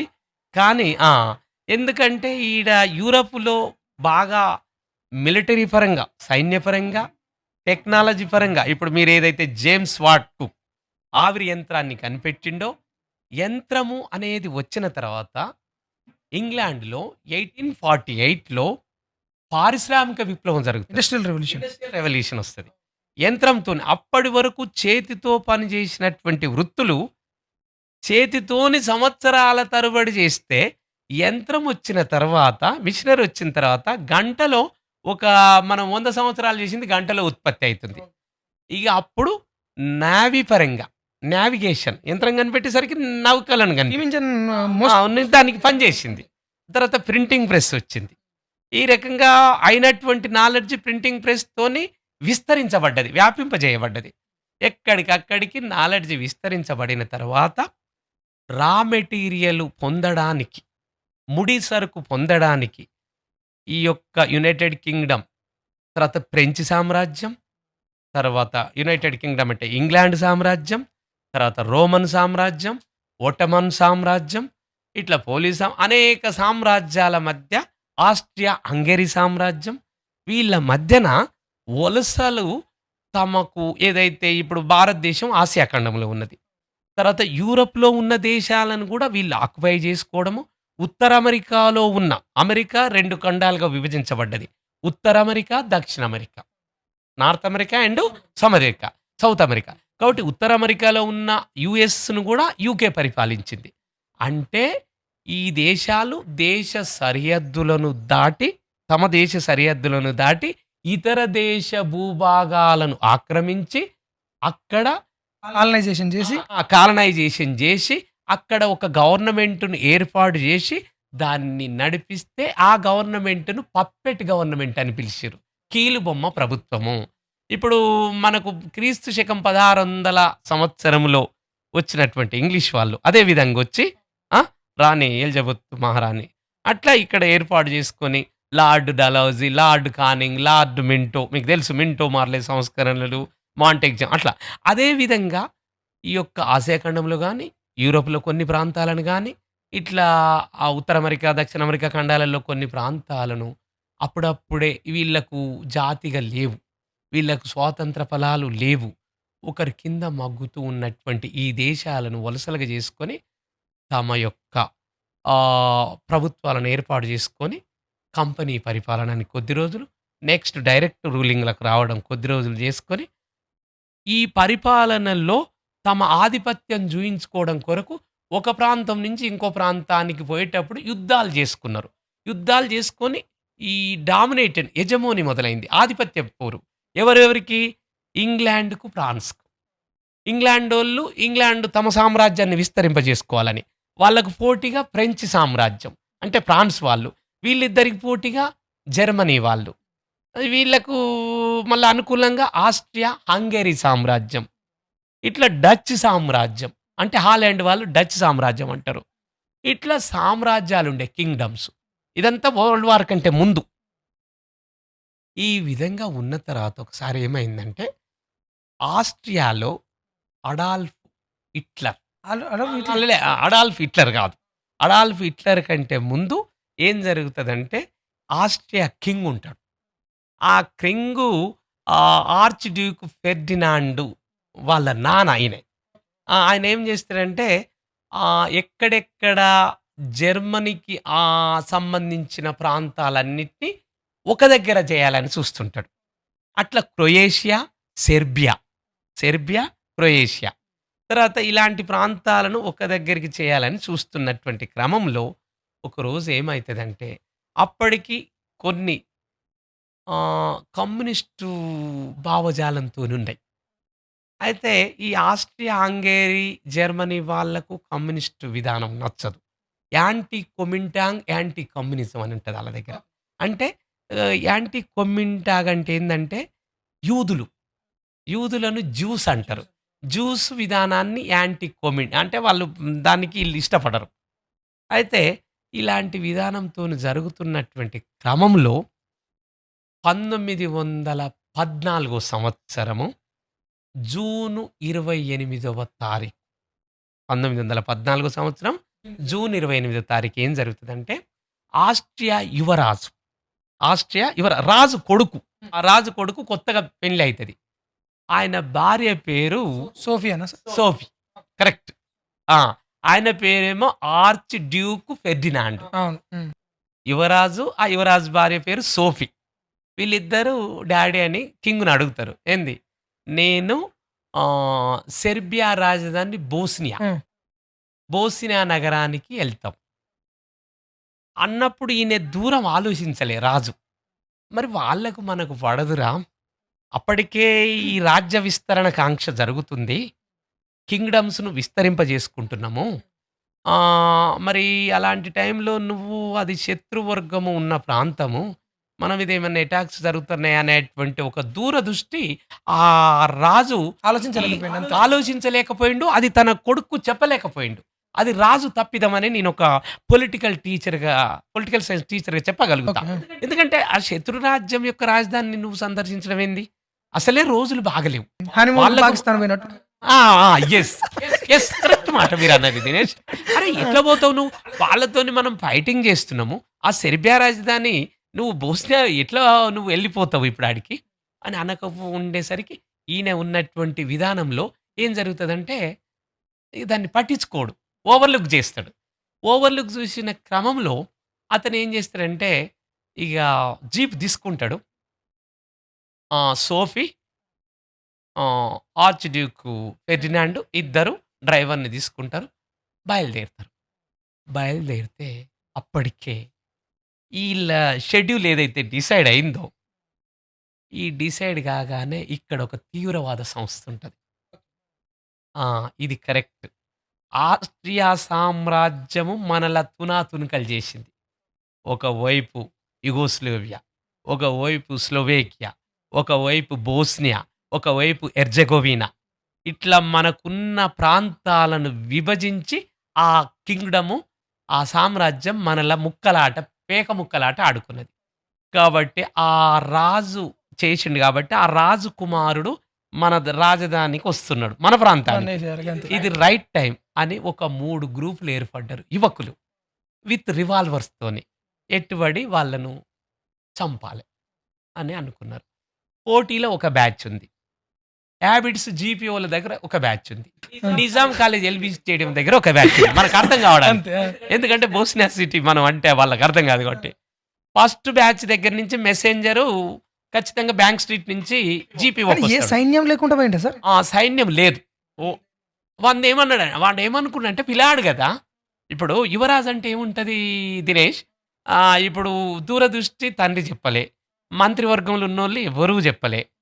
ఎవరు అక్కడ ఈయనకు గైడెన్స్ ఇవ్వలే. నేను సిటీని సందర్శిస్తున్నా. మంచిగా యువ దంపతులు కొత్తగా మ్యారేజ్ అయింది. రీసెంట్ మ్యారేజ్ అయింది. సోఫీ అతను ఎంజాయ్‌గా ఒక హనీమూన్ ట్రిప్ లెక్క వచ్చిర్రు. కానీ ఇట్లా చంపుతారు. ఇదంతా సామ్రాజ్య విస్తరణలో భాగము. అక్కడొక శత్రువర్గం ఉందనేటువంటి ఒక దూరదృష్టి గాని, ముందు చూపు గాని తండ్రికి లేదు. యువరాజుకు కొడుక్కు లేదు. ఇక కోడలికి ఎలాగుండదు. భర్త ఎటు చెప్తే అటు డ్రెస్. అంతే. ఆ రకంగా తీసుకున్నారు. వచ్చేసిర్రు. వచ్చేసి 3 బ్యాచ్‌లు 3 టీములు బయలుదేరినాయి. ముగ్గురు రివాల్వర్‌లు పట్టుకొనున్నారు. కోటిలో మిస్ అయింది. కరెక్ట్ పాయింట్ ఇగ జీపీఓ దగ్గరికొచ్చింది. వీళ్ళనొస్తుంటే జనం చూడడానికొస్తున్నారు. హాబిట్స్. ఆ బ్యాంక్ స్ట్రీట్ నుంచి మెసెంజర్ వచ్చిండు. అక్కడ ఫెయిల్ అయింది. ఇక్కడ చేయాలి. ఇక్కడ చేయకపోతే లాస్ట్ పాయింట్ ఇగ నిజాం కాలేజ్ అపోజిట్టు కేవలము ఇది ఏదంటే మన ఎల్బీ స్టేడియం ముందే. ఈ పాయింట్ తప్పిందంటే ఎళ్ళిపోతాడింక. మళ్ళా ఇగ మనం చేయలేము ఆయనే. అనేది వీళ్ళు నిర్ణయించుకుర్రు. ఇది మెయిన్ పాయింట్ అనుకున్నారు. అనుకోని ఆ బోస్నియా సిటీలో ఇగ ఆ సెర్బియా రాజధాని బోస్నియా సిటీలో వచ్చేసిర్రు. ఖచ్చితంగా ఆ నెహ్రూ బొమ్మ దగ్గర మనం అనుకుందాం ఇక్కడ అంతే. బండి ఇటు టర్న్ అయ్యే మోపున వెనక నుంచి వచ్చేసిండు. రివాల్వర్‌తోని పటా కాల్చేసిండు. ముందు ఆర్చ్ డ్యూక్ ఫెర్డినాండ్ వెంటనే ఆయన భార్య ఇటు ఒరిగింది. ఈలోపు డ్రైవర్ ఇట్లా చూస్తూనే ఉన్నాడు. ఆ బొమ్మ నా దగ్గర ఉండే. సరే ఇక్కడ మనం డిస్‌ప్లే చేయలేం గానీ, ఇట్లా చూస్తున్నాడు. చూసేసరికి కాల్పులయిపోయినాయి. అక్కడ స్కూటర్ స్టార్ట్ చేసిర్రు ఎళ్ళిపోయారు. వెంటనే ఎంత ఫాస్ట్ అంటే యూరపు చాలా ఫాస్ట్. ఆలోచన ఫాస్టే. యాక్షన్ గూడా ఫాస్టే. వాళ్ళు ఆరితేరిన రాడికల్స్. అంతే. ఎక్కడనైనా రాడికల్స్ అనే పిలుస్తారు. ఎందుకంటే రాడికల్ అంటే ఒక తీవ్రమైన మార్పు ఒకేసారి జరగాలని కోరుకునేవాళ్ళు. గ్రాడ్యువల్ స్టెప్ బై స్టెప్ వస్తేనేమో దాన్ని సోషలిజం, కమ్యూనిజం అంటాం. రాడికల్ కమ్యూనిజం కూడా గ్రాడ్యువల్ చేంజ్ యాక్సెప్ట్ చేస్తదా సార్? కమ్యూనిజం గ్రాడ్యువల్ చేంజ్‌ని యాక్సెప్ట్ ఎవరు డెమోక్రటిక్ ఓటు బ్యాంక్ పాలిటిక్స్‌లో ఉన్నోళ్ళే చేస్తారు. లేదు. ఆళ్ళతోని విడిపోయినోళ్ళు ఎంఎల్ పార్టీలు చెయ్యం. వాళ్ళు ఇగ రాడికల్సే. వాళ్ళు ఖచ్చితంగా రాడికల్స్. వాళ్ళ ఆయుధంతోనే చేయాలంటారు. ముల్లును ముల్లుతోనే తీయాలనే ఇప్పుడు 1925లో ఏర్పడిన సిపిఐ 1925 1925 సంవత్సరము ఉత్తరప్రదేశ్‌లోని కాన్పూర్ జైల్‌లో ఇది ఎంఎన్ రాయ్ ఇంకో నలుగురు ముస్లిం వ్యక్తులతో పాటు సరే ఇండియన్ పాలిటిక్స్‌లో చెప్తా మీకు. ఆ ఐదుగురు కలిసి ఉత్తరప్రదేశ్ రాష్ట్రంలో కాన్పూర్ జైల్‌లో ఒక కుట్ర కేసులో అరెస్ట్ అయితే అక్కడ కమ్యూనిస్ట్ పార్టీ ఆఫ్ ఇండియా అనే దానికి మూలం పడతది. ఆ! అది డిసెంబరు 25వ తారీఖు డేట్. ఆ! ఇటొద్దాం మళ్ళీ. ఇటు రండి. ఆ! ఆ! ఆ! ఆ! అడగండి. సో, ఇక్కడ ఇక్కడ ఏమైంది అనంటే, ఒక రకంగా చెప్పాలంటే అట్లా స్టార్ట్ అయిన వరల్డ్ వార్ ఆ! 2 పవర్స్‌గా విడిపోయింది. అలైడ్ పవర్స్, ఆ! అది కరెక్ట్. ఆ! యాక్సిస్. Axis powers. ఆ! విపరీతంగా కొట్టుకొని చివరాఖరికి ఎవరు గెలిసిల్లు ఆ! మనకి జర్మనీ ఓడిపోతది. జర్మనీ ఓడిపోతది. ఆస్ట్రియా, హంగరీ ఓడిపోతది. హ్మ్. Britain, France, Russia. Russia. Yes. Whatever you said correct. Britain, France, రష్యానే గెలుస్తది. ఇప్పుడు ట్రీటీ ఆఫ్ వర్సల్స్ జరిగింది. ఆ! అంతే కదా ఆ! సార్? జర్మనీ మెడలు ఎట్లా అంటే వంచి. మెడలు వంచి హ్మ్. కుక్కలు చింపిన విస్తరాకు లెక్క యెస్. అంత దారుణంగా అరే మన ఇప్పుడు ఒక దేశాన్ని పట్టుకొని ఏడి కాడికి చీర్తే ఆ! ఎంత దారుణంగా ఉంటది. ఎంత మామూలు అట్లా కాదండి. అది మీకు చాలా వివరంగా ఇట్లా చెప్తా. చెప్పొచ్చుగా? చెప్పండి ఆ! చెప్పండి సార్. ఆ treaty of Versailles. Treaty means ఉడంబడిక, అగ్రిమెంటు, ఒప్పందము అట్లా. వెర్సైల్స్ అంటే ఏంది దినేష్ అంటే ఫ్రాన్స్ రాజధాని Paris. Paris is the capital city of France. ఆ ఫ్రాన్స్‌లో ఆ రాజప్రసాదము అంటారు. రాజభవనం. దానికి వెర్సైల్స్ అనే భవనం పేరు. దాంట్లో జర్మనీని ఆ మొదటి ప్రపంచ యుద్ధంలో పాల్గొన్న జర్మనీ, ఆస్ట్రియా, హంగేరీ, తర్వాత ఫ్రాన్స్, ఇంగ్లాండ్, రష్యా అందరు ప్రతినిధులొస్తారు. కానీ జర్మనీని ఒక్కదానినే వేలెత్తి చూపుతూ ఈ యుద్ధానికి ఈ అసలు కారణం అసలు కారణం, మొదటి కారణం అంతా నువ్వే. మేము బాధ్యులం కాదు అని ఆర్గ్యుమెంట్ చేసినప్పుడు ఎంటనే జర్మనీ ప్రతినిధి లేచి, నేనెట్లా ఒక్కడిని బాధ్యత అయితానండి? మీ వైపు 3 దేశాలు, మా వైపు 3 దేశాలు, మళ్ళా తర్వాత 2 దేశాలు చేరినాయి. టర్కీ, ఇటలీలు. 4 దేశాలయినాం. మనము 8 దేశాల వాళ్ళము బాధ్యత వహిస్తూ వి ఆర్ అకౌంటబుల్. మనం జవాబుదారం వహించాలి. We are responsible 8 countries. Not only my single nation అని జర్మనీ ప్రతినిధి ఆర్గ్యుమెంట్ చేయగానే ఫ్రాన్స్ ప్రతినిధి, నెక్స్ట్ ఇంగ్లాండ్ ప్రతినిధి ఒంటి కాలు మీద లేచి shut up your mouth. You shut up. You have to sit. First of all sit. Don't talk any more here అని ఎంత నిరంకుశంగా, ఎంత టొటాలిటేరియన్ సిస్టమ్‌తోని అంటే సంపూర్ణ అధికారం అన్నట్టు. ఈ విధంగా చేస్తుంటే కనీసము హ్యూమిలియేషన్ చేయడం, హేళన చేయడం. అప్పటికే యుద్ధంలో ఓడిపోయిన బాధ. ఓడిపోయిన బాధ ఒకవైపు, ఆర్థిక నష్టంగా దీని మీద నష్టపరిహారాలేస్తున్నారు. ఏసి పేపర్ల మీద పెడుతున్నారు. జర్మనీలో సార్ లోయ అని ప్రపంచంలోనే బొగ్గు గనులకు ప్రసిద్ధి చెందిన లోయ. ఆ సార్ లోయను ఫ్రాన్స్ ఆధీనంలో ఉంచుతాం. సార్ లోయను ఎవరి ఆధీనంలో ఉంచుతాం? ఫ్రాన్స్ ఆధీనంలో ఉంచుతాం. ఎందుకు? మీరు యుద్ధానికి మీరే responsible. You have to first reason. You have to accountable country. You have to accountable nation. That is the reason for ఆ సార్ లోయను ఫ్రాన్స్ ఆధీనంలోకి తెచ్చుకుంటుంది. ఆ పేపర్ రాసి సైన్ బెట్టు. చూడకు సైన్ బెట్టు.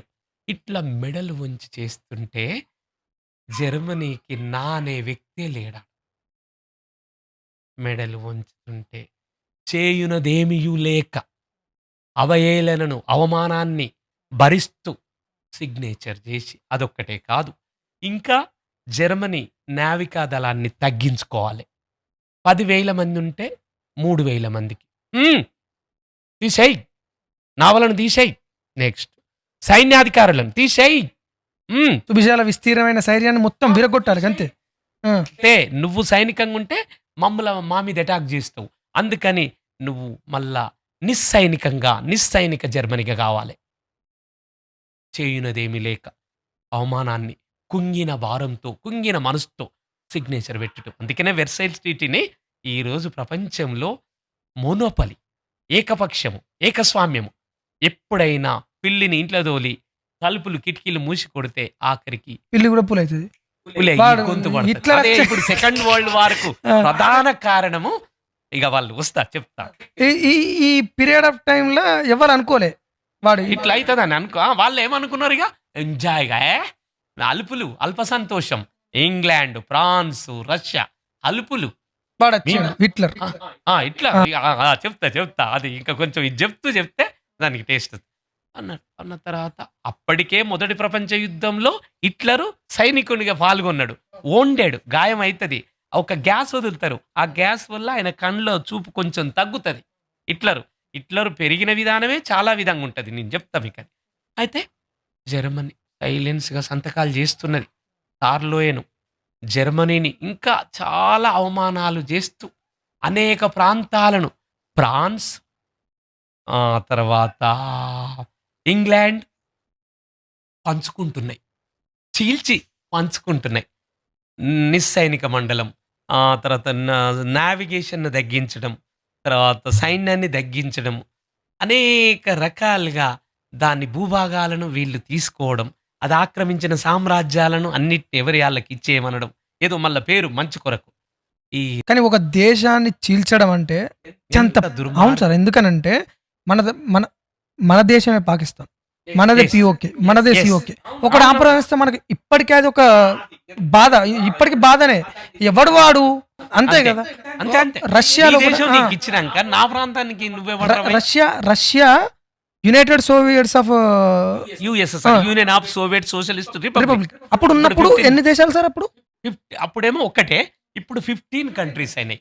Azerbaijan, Armenia, Byelorussia. గంట విడిపోతే ఎంత కిర్గిస్థాన్, ఎంత బాధ ఉంటది ఖచ్చితంగా. చాలా బాధ ఉంటుంది, చాలా బాధ. జర్మన్ లో ఉన్న ప్రతి ఒక్క పౌరునికి ఆ సమయంలో ఇంత బాధ ఉండదు. అంతే. Yes, whatever said. ఎందుకంటే అసలు నేషనాలిటీ, నేషన్ చూడండి, జాతీయత అనేదే ఈ ప్రపంచానికి అందించిన దేశం జర్మనీ అండి. జాతి రాజ్యం అనేది అమెరికా కాదు తెచ్చింది, ఇంగ్లాండ్ కాదు. అప్పటికి ఏకజాతి రాజ్యాలు లేవు. జర్మనీలో పుట్టింది జాతి అనే పదం. ఎట్లా? నేషియో అనే పదం ఎక్కడి నుంచి వచ్చిందంటే NATIO, నేషన్. ఈ నేషన్ అనేటువంటి పదం ఇంగ్లీష్ పదము నేషియో, NATIO అనే జర్మన్ ఆరిజిన్ వర్డ్. ఆ నేషియో అని జర్మన్ లాంగ్వేజ్లో అంటే మీనింగ్ ఏంటంటే బై బర్త్, జన్మ, పుట్టుక అని అర్థం. అందుకని జన్మ ప్రకారము ఎవరు ఏ జాతిలో ఏ రేస్లో పుట్టిరో అది ఒక జాతిగా స్థిరపడాలనేదే జర్మనుల ప్రగాఢ వాంఛ. జాతి రాజ్యాలకు ఆరంభకులు ఈరోజు జర్మనీ వాళ్ళు. తర్వాతనే మిగతా జాతులన్నీ మాది గ్రీసు జాతి, మీది చైనా జాతి, మీది భారత జాతి, మీది రష్యన్ జాతి, ఇట్లా క్రొయేషియా జాతి, యుగోస్లోవియన్స్, టిబెటన్స్, ఇట్లా తర్వాత ఇటలీ, రోమన్స్, ఇట్లా ఈ తర్వాత జాతులన్నీ వచ్చేసినాయి. కానీ పునాది వేసింది ఆరిజిన్ మట్టుకు అంతే ఖచ్చితంగా తీసుకోవాలి. జర్మనీలో. అందుకనే వాళ్ళకు జాతికాంక్ష ఎక్కువ, జాత్యాంకారం ఫుల్గా ఉంటుంది, మామూలుగా ఉండదు దేశభక్తి. ఎవడైనా జర్మన్నే రోల్ మోడల్గా తీసుకోవాలి. తీసుకోవాల్సిందే. అది మనం చెప్పుడు కాదు, వరల్డ్లో ఉన్నటువంటి హిస్టరీ అంతా అదే చెప్తుంది. ఆ విధంగా జర్మనీ నుంచే వచ్చిన ఆ రకంగా జర్మనీని వెర్సైల్స్ ట్రీటీలో, ఆ వెర్సైల్స్ అనేది ఆ భవనము పేరు. అది ఫ్రెంచ్ చక్రవర్తులు ఎవరంటే 14వ లూయి, 15వ లూయి, 16వ లూయి, ఈ ఫ్రెంచ్ చక్రవర్తుల రాజప్రసాదనం. ఆ భవనము పేరే ప్యారిస్ సిటీకి ఒక 5 కిలోమీటర్ల దూరంలో ఉంటుంది అది. అంతే. అక్కడ ఆ అవమానాన్ని పత్రాల మీద సంతకం అయితే పెట్టిండ్రు.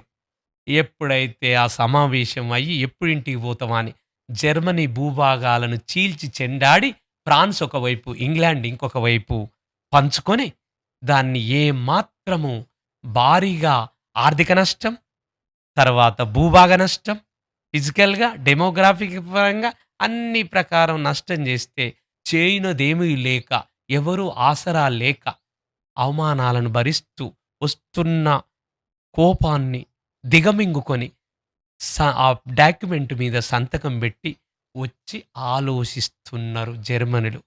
అప్పుడే మొదటి ప్రపంచం యుద్ధంలో పాల్గొన్న వ్యక్తి అడాల్ఫ్ హిట్లర్. ఈ అడాల్ఫ్ హిట్లర్ తండ్రి ఒక వ్యక్తి, 3వ భార్య కొడుకు ఈ అడాల్ఫ్ హిట్లర్. ఆయనకు అంతకు ముందు 2 భార్యలు. మూడో భార్య కొడుకు ఇతను.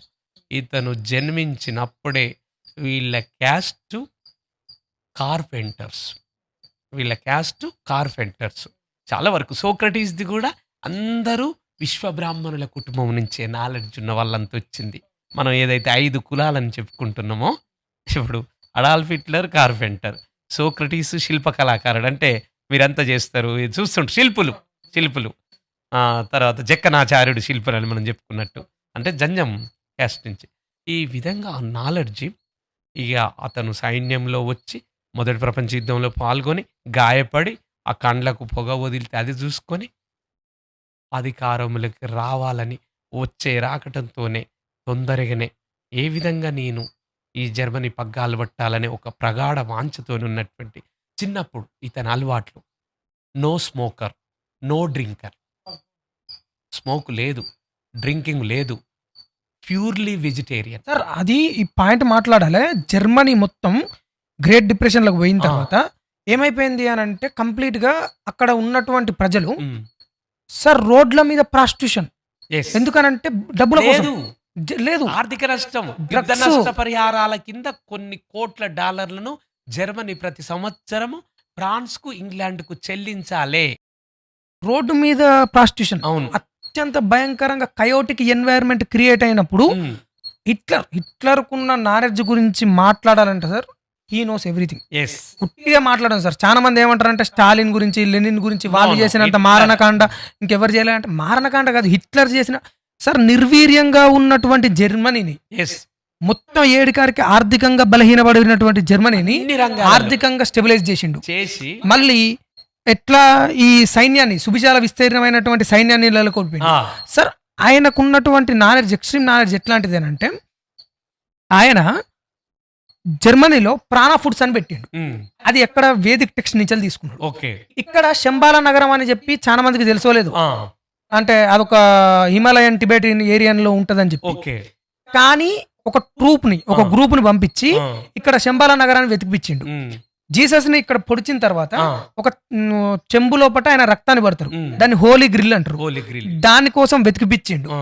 ఆ తర్వాత అడల్ఫ్ హిట్లర్ కి ఆ రోజు జరుగుతున్నటువంటి ప్రతి ఒక్క ఎక్స్పెరిమెంట్ మీద పరిపూర్ణ నాలెడ్జ్ ఉండేది. నాలెడ్జ్. క్వాంటమ్ మెకానిక్స్ నుంచి మొదలు పెడితే హైసెన్బర్గ్ అన్సర్టనిటీ ప్రిన్సిపల్ తోని at the same time Robert open hammer, ఆ తర్వాత జూయిస్ అయినటువంటి ఐన్స్టీన్, వీళ్ళందరి ఈక్వేషన్లతోనే ఆటం బాంబ్ వస్తుందని చెప్పి తెలుసుకున్న వ్యక్తి హిట్లర్. ఇట్లా ఒక విషయం కాదు, కొన్ని వందల విషయాల మీద పరిపూర్ణమైనటువంటి అవగాహన ఉన్న వ్యక్తి. హ్మ్. హ్మ్. 3-4 గంటల తెల్లారి గంటల 3 గంటల వరకు 4 గంటల వరకు మీటింగ్లు పెట్టేదట బంకర్లో కూర్చొని. హ్మ్. మీరేమని చెప్తారు అసలు హిట్లర్ గురించి? అసలు చెప్పగలుగుతా. ఇప్పటికీ ఆయన స్పీచ్ ఉంది, ఆయన సినిమా ఉంది. ఆయన జర్మనీ లాంగ్వేజ్‌లనే మాట్లాడతాడు. ఆస్ట్రియాలో మాట్లాడా? ఆ! Austrian language. ఆయన యాక్చువల్‌గా German by birth Austrian. Austria దేశంలో బ్రనౌన్ అనేటువంటి ఒక చిన్న పట్టణంలో జన్మిస్తాడు. కానీ actual he is German race. Born in Austrian country. Austria దేశంలో బ్రనౌన్ అనేటువంటి ఒక చిన్న పట్టణంలో జన్మిస్తాడు. కానీ అతను జర్మన్ రేస్. అయితే అతనికున్న అలవాట్లతోని అతను ఎంత మంచి వైజ్ఞానికంగా అండర్‌స్టాండింగ్‌లో చాలా సూపర్ ఫాస్ట్ అన్నట్టు. అంత ఒక అంశాన్ని ఛేదించడంలో దూరదృష్టితోని సూక్ష్మగ్రాహి అన్నట్టు ఆయన. మనం ఏదైతే ఇక్కడ వివేకానందుడు లేదా సోక్రటీసు ఇలాంటి వాళ్ళని చెప్పుకుంటున్నామో, అంటే మేధాపరంగా ఇక్కడ వేమన కావచ్చు, గౌతమ బుద్ధుడు కావచ్చు, నేతాజీ సుభాష్ చంద్రబోస్ మనం చెప్పుకుంటున్నాము. ఆ రకంగా ఆయన అంత సూక్ష్మగ్రాహి. ఆ రకంగా సైన్యంలో చేరి వోండెడై కళ్ళు మసకబారి తర్వాత అప్పటి వరకు బ్యాచిలర్‌గా ఉంటూ రేపు చనిపోతాననంగా ఈ రోజు మ్యారేజ్ చేసుకోవడం. తన ఈవో బ్రౌన్ క్లాస్‌మేట్. కదా సార్? Vivo brown. కరెక్టే. ఆమెను చేసుకోవడం. ఇక ఆయన ఎమ్మటి ఒక కుక్క ఉండడం. విన్నారా? మంచిగా సైన్యానికి అన్ని రకాల చేస్తూ ఇంకా ఆయన గురించే చెప్తున్నా. ఆయన మామూలు స్కూల్‌కెళ్ళిండు. ఎళ్తే అక్కడ ఆస్ట్రియాలో ఉన్న స్కూల్‌లో చదువు అబ్బకపోతే చదువు ఏమాత్రం ఇతనికి ఇష్టం లేకపోతే టీచర్స్ "ఏంరా నువ్వు ఇచ్చిన హోంవర్కే చేస్తలేవని" అన్నారు. అంటే ఇతని మనసంతా ఆర్టేసేది. Great artist. అయితే అక్కడ పోటీ పెట్టిండ్రు.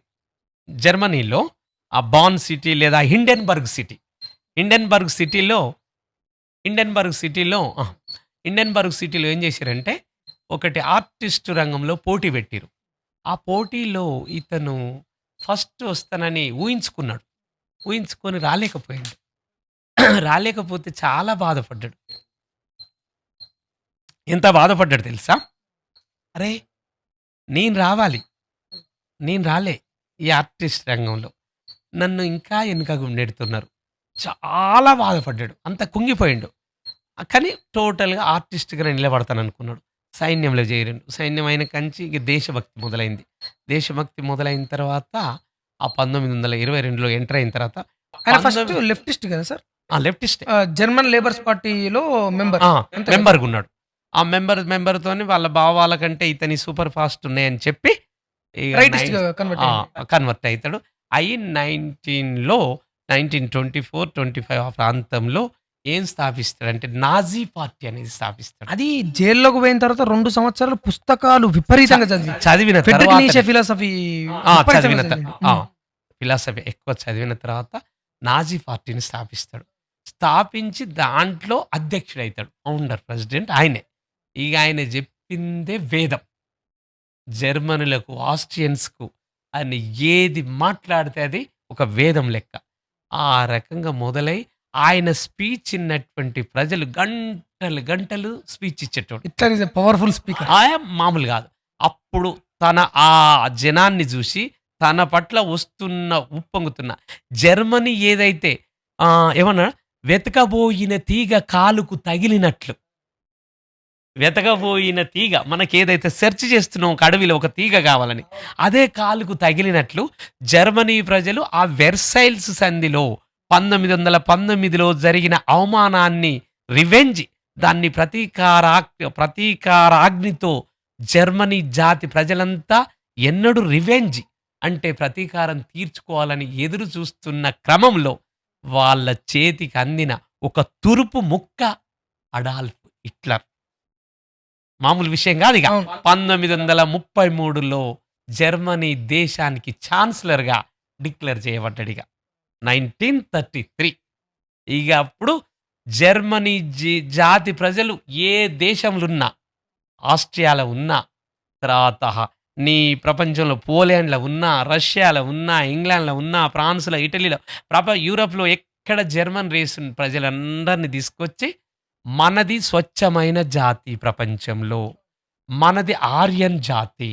ఇంత గొప్ప జాతి కలుషితం కాకూడదు. ఆయనకు హిందూ టెక్స్ట్ మీద చాలా హిందూ అని గాని ఈ ఈస్టర్న్ టెక్స్ట్ మీద పరిపూర్ణమైన అవగాహన ఉంది సార్. అవగాహన ఉన్నది. ఇక్కడ గౌతమ బుద్ధునికి ఇక్కడ స్వస్తిక్ సింబల్ ఉండే. ఆ, అది తీసుకుపోయి తన పార్టీకి తన సింబల్ గా నాజా పెట్టుకున్నాడు. పార్టీకి సింబల్ Yes, correct.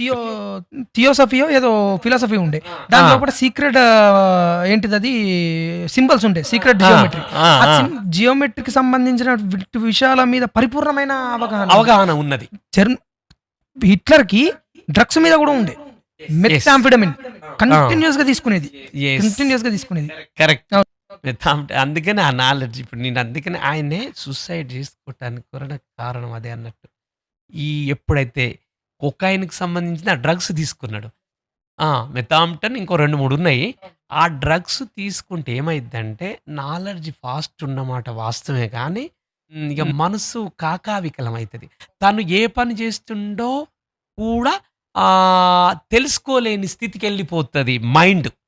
ఆ పరిస్థితులలోనే ఇక అది సరే తన కుక్కను కాల్చి తాను రివాల్వర్‌తోని కాల్చుకోవాల్సిన అదే గనుక అతను ఈరోజు ప్రపంచంలో ది ఫ్యూరర్ అంటే ఫ్యూరర్ అనేటువంటి word comes from Germany language. ఏంది ది ఫ్యూరర్ అంటే ఆ జర్మనీ పదానికి అర్థం ఏందంటే వరల్డ్ విజేత, ప్రపంచ విజేత. నేను ప్రపంచ విజేతను అయితా. నాలో అలాంటి ఆత్మవిశ్వాసం, సెల్ఫ్ కాన్ఫిడెన్స్ తొణికిసలాడుతుంది. ఆ సైన్యాన్ని చూసి, ఆయన ఇచ్చే స్పీచ్‌ని చూసి ప్రజలందరిని పిలిచి, ఓ తల్లులారా, మీరు పురుషులను గనండి. 17 సంవత్సరాల వయసు వచ్చే వరకే స్కూల్‌కు పంపండి. 17 సంవత్సరాల మిలిటరీ 17 సంవత్సరాల తర్వాత నాకు పంపండి. మనము ఈ జర్మన్ జాతికి జరిగిన ప్రతి అవమానానికి రెట్టింపు ధోరణితో అవమానం తీర్చుకునే అవసరం ఉన్నదని ప్రతి స్పీచ్‌లో జర్మనీ యువతను రెచ్చగొట్టాడు. జర్మనీ యువత దానికి అసలు ఉరికిసలాడుతూ, తొణికిసలాడుతూ ఆయన మాటే వేదవాక్కు. ఆ లేడీస్‌కి ఏం చెప్పిండంటే, "ఓ మాతలారా, ఎవరెక్కువ సంతానాన్ని కంటరో మీకు మదర్ గ్లోరీ అనే బిరుదిస్తా." ఏమని బిరుదిస్తా? Mother glory. గ్లోరీ అంటే ఆ విస్ఫోటనం అన్నట్టు. ఎంతంటే మీరు ఇక మిమ్మల్ని మించిన తల్లి ఈ భూమి మీద లేదు. ఇప్పుడు మనం భారతరత్న ఇచ్చుకున్నట్టు అక్కడ జర్మనీలో మదర్ గ్లోరీ. మీరు కేవలము పిల్లలను కనే యంత్రాలుగానే ఉండండి. ఎందుకు? జర్మనీ భూభాగం తక్కువ, జర్మనీ జనాభా తక్కువ డెమోగ్రాఫికల్‌గా. కానీ పోరాట పటిమ ఉంది. తర్వాత సైన్యానికి గావాల్సిన ఫిరంగులున్నాయి. మందుగుండు సామాగ్రి ఉంది. నావిగేషన్ ఉంది. అన్నీ ఉన్నాయి. జనాభా తక్కువుంది. కాబట్టి ఓ తల్లులారా, మీరు నాకు పురుషులను గాని నాకు బహుమతిగివ్వండి. స్త్రీలను మీ దగ్గర ఉంచుకోండి. 17 సంవత్సరాల వయసొచ్చే వరకు మాత్రమే స్కూళ్ళకు పంపండి. 17వ సంవత్సరంలో నా చేతికివ్వండి. నేను మీ కొడుకులను వీర యోధులను చేసి మీకు అందిస్తా అని ప్రతి స్పీచ్‌లో హిండెన్‌బర్గ్, బాను, బెర్లిను అనేక జర్మనీలో ఉన్న సిటీలలో మాట్లాడుతుంటే ప్రజలు ఊగిసలంతోని ఒక సిగం వచ్చినట్టు ఊగిపోయి ఆయన మాటను తీసుకొని అప్పుడు జరిగిన వెర్సైల్స్ సంధిలో అక్కడ ఫ్రాన్స్‌లో జరిగిన అవమానానికి మనం ప్రతీకారాన్ని తీర్చుకోవడానికి మన చేతికందిన ఒక తురుపు ముక్క, ఒక బుల్లెట్ పాయింట్ ఎవరంటే అడాల్ఫ్ హిట్లర్ అని జర్మనీ దేశం మొత్తం ఒక నిర్ణయానికొస్తే దానికి తగినట్టే ఆయన రచించుకొని ఇక ఒక్కొక్క దేశాన్ని తునకల చేయడం కొరకు ఫస్ట్ ఫ్రాన్స్‌ని అటాక్ చేయడం మాత్రం సార్ హిట్లర్ తీసుకున్న నిర్ణయం. ఫస్ట్ పోలాండ్ అటాక్ చేస్తాడు కదా సార్. పోలాండ్ చేసి పోలాండ్ చేసిన తర్వాత దెన్ అప్పుడు రష్యా ఎంటర్ అవుతుంది. రష్యా పోలాండ్ ఏంటంటే కమ్యూనిస్ట్ దేశం. కమ్యూనిస్ట్ దేశం కాబట్టి థర్డ్‌కు వెంటనే ఫస్ట్ పోలాండ్‌ను చేస్తాడు. చేయంగానే రష్యా ఇటు ఫ్రాన్స్, ఇంగ్లాండ్ వార్నింగ్ ఇస్తాయి. వార్నింగ్ ఇచ్చి థర్డ్ నాడు జర్మనీ మీద రష్యా, ఫ్రాన్స్, ఇంగ్లాండ్ అటాక్ చేస్తాయి. అటాక్ చేసినాక ఇక హిట్లర్ ఫ్రాన్స్‌ని అటాక్ చేసిన విధానం ఏందంటే కొండల మీదకి ఏంటిది యుద్ధ ట్యాంకర్లను పంపించి 6 వారాలేమో ఏ సైనికుడు నిద్రపోవద్దు. ఎట్లా నిద్రపోవద్దు? నిద్రపోకుండా అటాక్ ఎట్లా చేస్తారు అని అంటే అప్పుడు ఈయనకు సైంటిఫిక్ కమ్యూనిటీ మస్తుండే సార్. ఆ సైంటిఫిక్ కమ్యూనిటీ వాళ్ళు చెప్తారు. ఏమని చెప్తారు అని అంటే, మనం ఒక డ్రగ్ ఉన్నది, స్పీడ్ అనే డ్రగ్ ఉన్నది, మెథాంఫెటమిన్ డ్రగ్ ఉన్నది, ఆ తర్వాత సర్టన్ డ్రగ్స్ ఉన్నాయి. ఈ డ్రగ్స్ని మనం సైనికులకు ఇచ్చినాం అనుకో, వాడు ఒక్కడు 10 మంది లెక్క బిహేవ్ చేస్తాడు. వాడికి నిద్ర రాదు, బయాలజికల్ యాక్టివిటీ బంద్ అయిపోతుంది. వాడు అటాక్ చేసుడు మీద అటాక్ చేస్తాడని చెప్తే ఆ ప్రతి ఒక్క సైనికునికి ఆ డ్రగ్నిచ్చి ఏం చేస్తాడంటే అటాక్ చేపిస్తాడు హిట్లర్. కానీ కాకపోతే ఏందనంటే మనకి ఇంటర్నేషనల్ మీడియా ఏం చేసిందనంటే Hitler is a social evil, Hitler is a మరొక రకంగా అంతే. ఒక రకంగా ఎందుకనంటే ఎంత జాత్యహంకారం ఉన్నా రాక్షసుని లెక్క బిహేవ్ చేయొద్దు. బట్ హిట్లర్ బిహేవ్ చేసిండు ఒక పర్టికులర్ పాయింట్ కూడా చెప్తా. అది ఇప్పుడు నేను అది చెప్పనా? యాంటీ కొమిటిజం అంటే సెమిటిజం, యాంటీ సెమిటిజం, జీనోసైడ్. ఆయనకు అది ఎందుకు తీసుకుండంటే ఆ నిర్ణయం, ప్రపంచంలో తెలివిగల్ల జాతి జర్మన్ జాతి, అనుమానమే లేదు. కానీ దాన్ని మించిన జాతి ఒకటి ఉంది, జ్యూస్. JEWS, జ్యూస్ అంటే యూదులు. తెలుగులో ఏంది? యూదులు. ఇంగ్లీష్లో జ్యూస్. వీళ్ళు చాలా ఫాస్ట్ థింకింగ్, జర్మనుల కంటే ఫాస్ట్. అయితే జ్యూస్ తర్వాత జర్మన్సే, there is no doubt at all. అయితే మనం వాళ్ళని చంపేస్తే కానీ మనది ఫస్ట్ వన్కు రాదు. ఇక్కడ జాత్యాంకారం, జాతి మీద ఉన్నటువంటి అమితమైన భక్తితోనొచ్చే అహంకారం, ఈగో, సూపర్ ఈగో, ఇవన్నీ హిట్లర్ వాడిన మెడిసిన్‌తోనే ఒకేసారి 6 మిలియన్ అంటే 10 లక్షలు. కానీ ఆయన మొక్కే జీసస్ క్రైస్ట్ కూడా చూసే.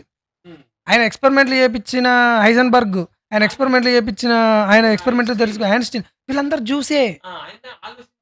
అవును, ఆయన ఆలోచించాలి కదా, ఆలోచించనీయలే అతను వాడిన డ్రగ్ మెథాంఫెటమిన్.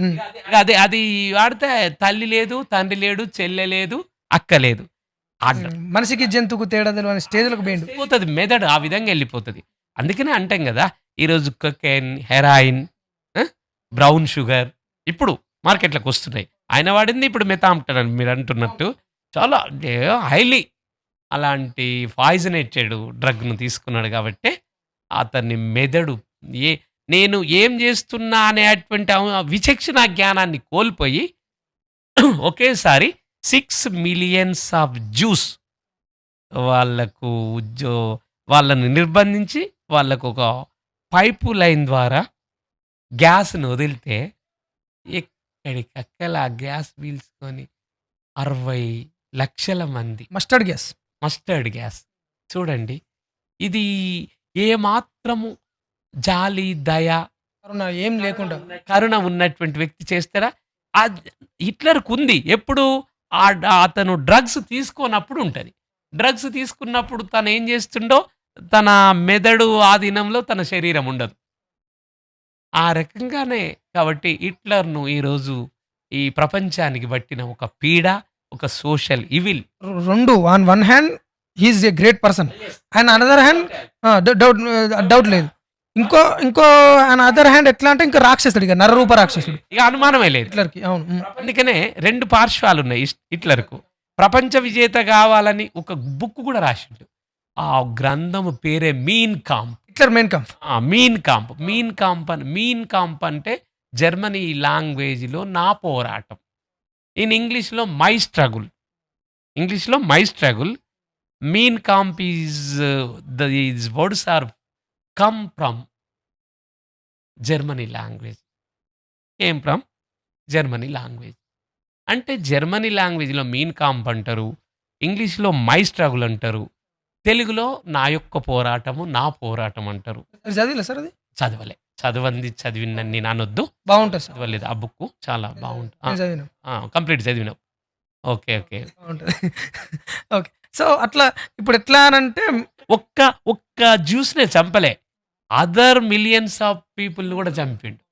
అందుకనే హిట్లర్‌కు ఎంత గొప్పవాడని పేరొచ్చిందో, అంతే క్రూరుడనే పేరు కూడా వచ్చింది. లాస్ట్‌కి అతను కూడా జీవించలేని స్థితికి వెళ్ళిపోయిండంటే ఇక మనము ఏమనాలంటే అంటే ఆయన శపథం చేస్తారు సార్. ఏ సేనలైనా సరే బెర్లిన్ గోడలు బద్దలు కొడితే నేను సూసైడ్ చేసుకొని చనిపోతానని అందరి ముందు ప్రతిజ్ఞ చేస్తాడు. అట్లనే జరిగింది. రష్యన్ సేనలు వచ్చి బెర్లిన్ గోడలు బద్దలు కొట్టగానే ఇమీడియట్‌గా ఈయన బంకర్లనే దాన్ని తట్టుకోలేడు బంకర్. ఇంకో విషయం ఏమైందంటే ఈ యుద్ధము నవంబర్, డిసెంబర్‌లో జరుగుతున్నప్పుడు రష్యాలో వరల్డ్‌లో మొత్తంలో అతి శీతల ప్రాంతం రష్యా. అయితే జర్మనులు ఫైటింగ్ బాగా చేస్తారు. నాజిస్టుల మీద గెలవడం అంటే అంత ఈజీ కాదు. నాజీ సైన్యం యాంటీ కమ్యూనిజం, యాంటీ సెమిటిజం. అంటే యూదు వ్యతిరేకులు వీళ్ళు నాజిస్టులు అండ్ కమ్యూనిస్ట్ వ్యతిరేకులు.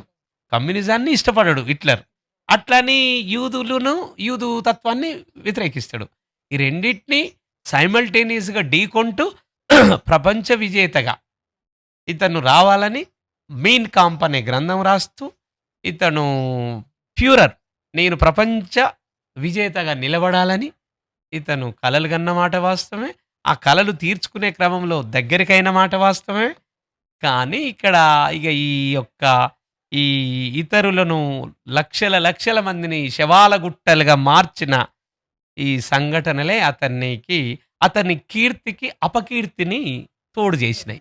అపకీర్తిని తోడు చేసి పెట్టి. సో ఇప్పటికి వరల్డ్ వార్ 1, వరల్డ్ వార్ 2 అంటే మేజర్‌గా ఎట్లా అనంటే కైనెటిక్ వార్ సార్. అంటే ఎట్లా అనంటే తుపాకులు పట్టుకొని, ఆ తర్వాత విమానాలు పట్టుకొని, ఆ తర్వాత ఈ న్యూక్లియర్ వెపన్స్, దాని గురించి అర్థం సార్ లాస్ట్‌కి. న్యూక్లియర్ వెపన్స్ గురించి, న్యూక్లియర్ వెపన్స్ పట్టుకొని, మిసైల్స్ పట్టుకొని భయంకరంగా యుద్ధాలు చేసినారు. తర్వాత ఏమైపోయింది అనంటే ఈ కైనెటిక్ వార్ అనేది తగ్గిపోయి నాన్ కైనెటిక్ వార్ వచ్చింది.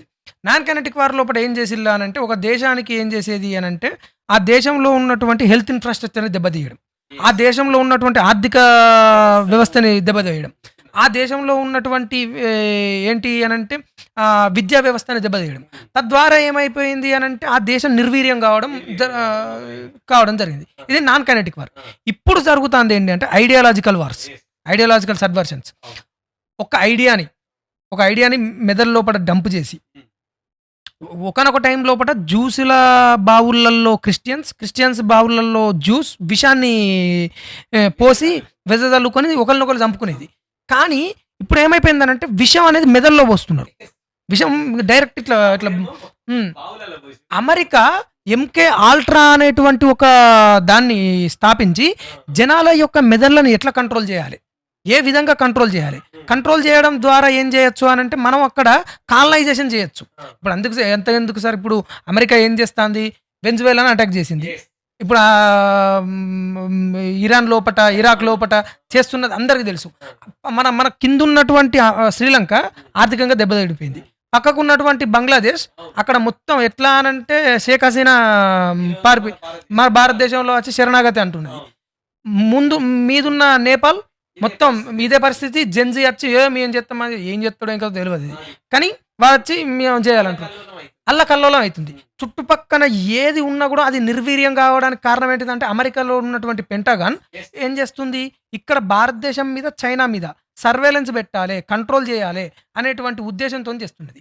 ఇక్కడ భారతదేశంలో అత్యంత భయంకరంగా జరుగుతున్న ఐడియాలజికల్ సబ్వర్షన్ ఏంటి అని అంటే మతం పేరు మిన్నో, ద్రవిడియన్స్ అనేటువంటి పేరు మిన్నో ఏం చేయాలంటే విడగొట్టి భారతదేశంలో ఒక కయోటిక్ ఎన్వైర్న్మెంట్ క్రియేట్ చేసి దేశ ప్రధానికి లేకపోతే దేశ గవర్నమెంట్కి అగనెస్ట్గా పనిచేయడం ద్వారా ఇక్కడ ఏమైపోతుంది అంటే డిస్టర్బెన్స్ క్రియేట్ అవుతుంది. డిస్టర్బెన్స్ క్రియేట్ కావడం వల్ల అమెరికా ఇక్కడ వచ్చి స్టెబిలైజ్ చేసుకోవాలని చెప్పి చూస్తుంటారు. What you say about ideological subversion, ideological wars గురించి మీరు ఏం మాట్లాడతారు సార్? ఇప్పుడు నేను చెప్పగలుగుతా మీకు. ఇప్పుడు ఐడియాలజికల్ వార్ విషయంలో అమెరికా అధ్యక్షుడు డొనాల్డ్ ట్రంప్ ఆలోచన విధానము ఎంతసేపు వన్ వే, నాకే అన్ని తెలుసు, నేనే సుప్రీము. సార్ అమెరికా ఒక నిమిషం, వరల్డ్ వార్ 1 అయిపోయిన తర్వాత 2 విభాగాలుగా అయిపోయింది ఐడియాలజీ. ఏంటిది అది? ఎట్లా? ఎస్, మంచి మాటను.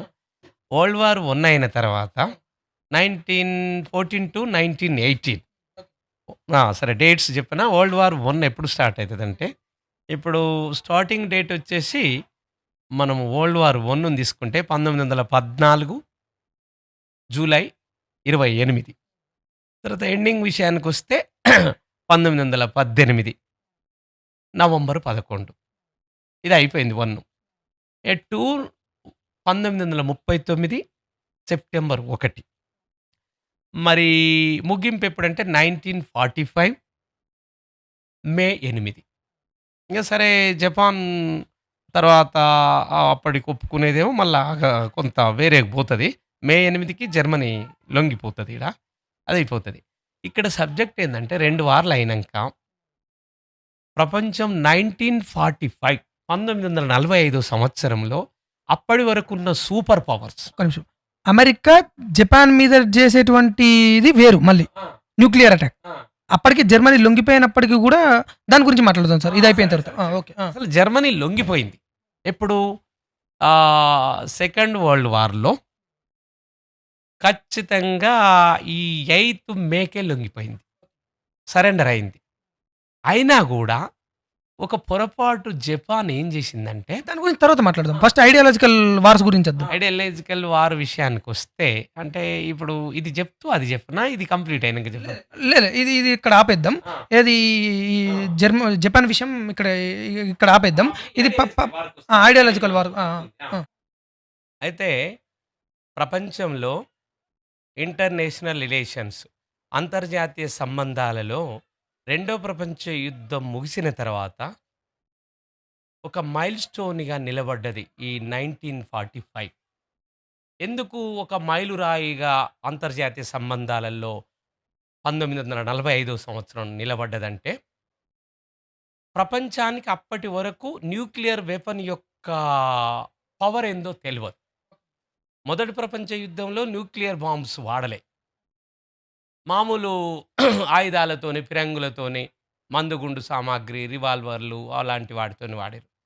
కానీ ఈ న్యూక్లియర్ పవర్, న్యూక్లియర్ వెపన్ అంటే ఎలా ఉంటుందో దీని టేస్ట్‌ను అమెరికా, యూఎస్ఏ, జపాన్‌లోని హిరోషిమా అనే పట్టణం మీద ఆగస్టు 6వ తారీఖు,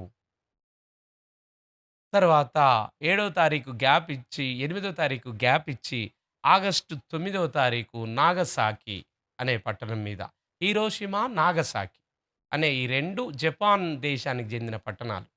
దాని మీద న్యూక్లియర్ వెపన్స్‌ను అమెరికా బాంబులు కురిపించడం జరిగింది. దాంతోనే ఇప్పటికీ గడ్డి పోచ కూడా అక్కడ మొలుస్తలేదు. దాదాపు 2,00,00,000 మంది చనిపోయారు. హ్మ్. తర్వాత దాదాపు 1,00,00,000 మంది ఫిజికల్లీ ఛాలెంజ్డ్ అయిపోయారు. డిఫరెంట్‌లీ ఏబుల్డ్ పర్సన్స్‌గా మారిపోయిండ్రు. ఆ విషవాయువులు, ఆ న్యూక్లియర్ వెపన్స్ యొక్క రేడియేషన్‌తోని ఆ ప్రోటాన్‌లు, ఎలక్ట్రాన్‌లు, న్యూట్రాన్‌లు న్యూట్రాన్ ఎఫెక్ట్‌తోని ఈ విధంగా అయింది. అంతటితోని ప్రపంచం ఒక భయకంపిత జోన్‌లకెళ్ళిపోయింది. ఎళ్ళిపోయి 1945 వరకు అప్పటి వరకు వివిధ సామ్రాజ్యవాద దేశాలుగా ఉన్నటువంటి ఈ కింగ్డమ్స్ కింద పరిపాలించబడుతున్న ఈ సూపర్ పవర్స్‌గా ఉన్నటువంటి ఇంగ్లాండ్, ఫ్రాన్స్‌లు గాని, ఆస్ట్రియా, హంగరీ, జర్మనీ, ఇటలీ ఇలా ఇవన్నీ విచ్ఛిన్నమైన సందర్భం గాబట్టి అప్పటినుంచి సూపర్ పవర్స్‌గా ఈ ప్రపంచ రాజకీయ చిత్రపటం మీద అంతర్జాతీయ సంబంధాలలో 2 దేశాలు తెర మీదకొచ్చినాయి.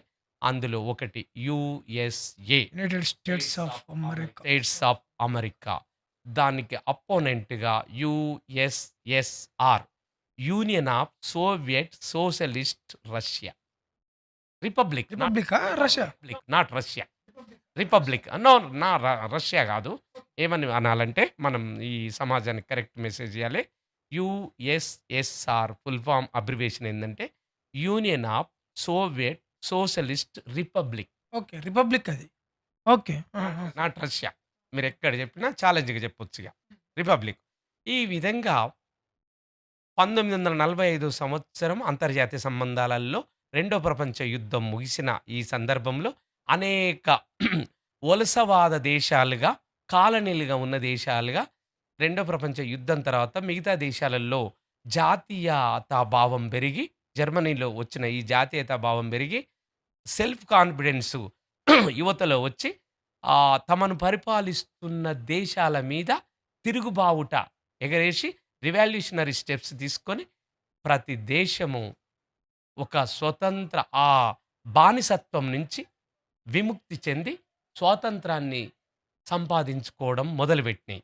అదే క్రమంలో 1947 15థ్ ఆగస్ట్ రోజు భారతదేశం గూడా ఇంగ్లాండు చెర నుంచి విముక్తి చెంది స్వతంత్ర దేశమైంది. అదే మన వరుసలో అనేక ఈ వలసవాదంలో మగ్గిన దేశాలు సామ్రాజ్యవాద దేశాల కింద అయినాయి. అయిన తర్వాత ఒక సమస్య వచ్చి పడ్డది. మరి ఎట్లా? అంటే ప్రపంచం 2 ఐడియాలజికల్‌గా విడిపోయింది. డిఫరెన్స్ వచ్చేసింది. ఎట్లా? ఈ యొక్క క్యాపిటలిస్టిక్ ఐడియాలజీ ఒకవైపు, దానికి అపోనెంట్‌గా సోషలిస్ట్ అండ్ కమ్యూనిస్ట్ ఐడియాలజీ ఇంకొక వైపు. ఇప్పుడు అయస్కాంతానికి ఉత్తర, దక్షిణ ధృవాలుంటాయి. మరి Dinesh, north pole and south pole లెక్క ఒక అయస్కాంతపు ముక్కను మనము ఇసుకలో పెట్టినప్పుడు, ఒక అయస్కాంతపు ముక్కను, రాడ్‌ను ఇసుకలో పెట్టినప్పుడు ఇనుప రజను నార్త్‌ను ఆకర్షించే ఈ నార్త్‌కు, సౌత్‌ను ఆకర్షించే సౌత్‌కు. అంటే ఇసుకలో ఉన్నటువంటి ఐరన్ ఓర్ ఇది ఇనుప రజను వచ్చి టక టక అంటూ అట్రాక్ట్ అయినట్టు. అట్రాక్ట్ అయినట్టు అప్పటి వరకు లేని అప్పటి వరకేమో ఈ వలసవాదము, ఇంపీరియలిజం, సామ్రాజ్యవాదము, కలోనియలిజం ఉండే. కానీ 1945 తర్వాత వలసవాదం నుంచి విముక్తి పొందిన ఆసియా, ఆఫ్రికా, లాటిన్ అమెరికా ఈ దేశాలు వలసవాదం ఒక మగ్గులో విస్తృలత్వం నుంచి మగ్గి స్వాతంత్ర పోరాటాలు జరిపి తమ దేశాలకు స్వాతంత్రాన్ని సంపార్జించుకొని ఒక విపరీతమైన పాపులేషన్‌తోని, విపరీతమైన ఇల్లిటరసీతోని జనాభా ఎక్కువ, ఇల్లిటరసీ ఎక్కువ, చదువు లేక విపరీతమైన జనాభా. ఎందుకంటే ఫ్యామిలీ ప్లానింగ్ మెథడ్స్ తెలవక ఒక్కొక్కరు 11 మంది, 12 మంది.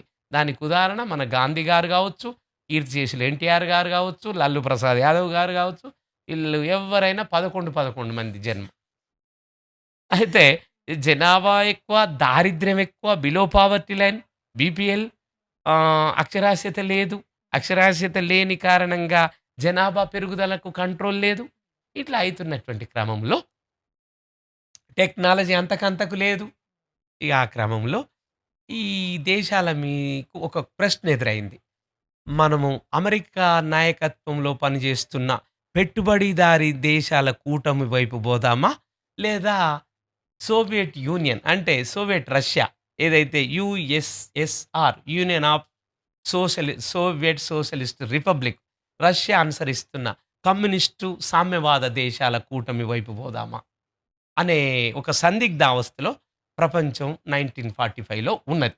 ఉన్నప్పుడు చాలా దేశాలు మనం అమెరికా వైపు పోదామని వెస్టర్న్ యూరప్ అంతా అమెరికా వైపు చేరిపోయింది. నాటో బలగాలు అన్ని నాటో 1949లో 1949 సంవత్సరంలో North Atlantic Treaty Organization NATO abbreviation ఏంటంటే N for North, A for Atlantic, T for Treaty, O for Organization. Atlantic మహాసముద్రానికి ఉత్తరం వైపునున్న దేశాలన్నీ అసలు ప్రపంచ పటంలోనే ఉత్తరం పైభాగాన ఉంటుంది దినేష్. మనము దిక్కుల విషయం వేరు, వరల్డ్ మ్యాప్లో వేరు. ఉత్తరం పైభాగాన ఉంటుంది అంటే నార్త్ పోలు, దీనికి ఆపోజిట్ సౌత్ పోలు, మధ్యన భూమధ్య రేఖ ఉంటుంది, ఈక్వేటర్ అంటారు. ఈక్వేటర్కు నార్త్ వైపు అంటే ఉత్తర ధ్రువం వైపు నార్త్ పోల్ వైపు ఉన్న దేశాలన్నీ సంపన్న దేశాలు. బాగా సైనిక పరంగా, టెక్నాలజీ పరంగా, మిలిటరీ అన్ని రంగాలలో, నావిగేషన్లో, మరి ఎయిర్ స్పేస్లో అంతా ప్రపంచంలో ఏ మూలన సంఘటన, ఏ సంఘటన జరిగినా దాంట్లో ఇన్వాల్వ్ అయ్యి దాని మీద హెజమోని ఆధిపత్యం. ఈరోజు యుఎస్ ఇరాన్ మీద చేస్తున్న ఆధిపత్యం. యుఎస్ ఇరాన్ మీద ఎక్కడ చేస్తాను సార్? అక్కడ యుఎస్ ఇరాన్ మీద చేస్తున్నట్టు కనిపిస్తుంది. యుఎస్ రష్యా కొట్టుకుంటుంది, అక్కడ రష్యానేమో యుక్రెయిన్ మీద చేస్తానట్టు అనిపిస్తుంది. కానీ అక్కడ కొట్టుకునేది అమెరికా ఉన్న రష్యా. ఒక రకంగా ప్రపంచంలో ఎక్కడ అంతెందుకు సార్, ఆఫ్ఘనిస్తాన్ లో టెర్రరిజం పుట్టడానికి కారణం ఈ రెండు. ఇవి రెండు ఎట్లా అంటే ఇంటర్నల్ కాన్ఫ్లిక్ట్ వల్ల పుట్టుకొచ్చింది. ఈ తాలిబాన్ కానీ ఎండింగ్ వచ్చినప్పుడు అది వస్తుంది, కరెక్ట్గా వస్తుంది, సబ్జెక్ట్ సీక్వెన్స్లు వస్తుంది కదా, మీరు అడిగిన ప్రశ్నకు వస్తుంది.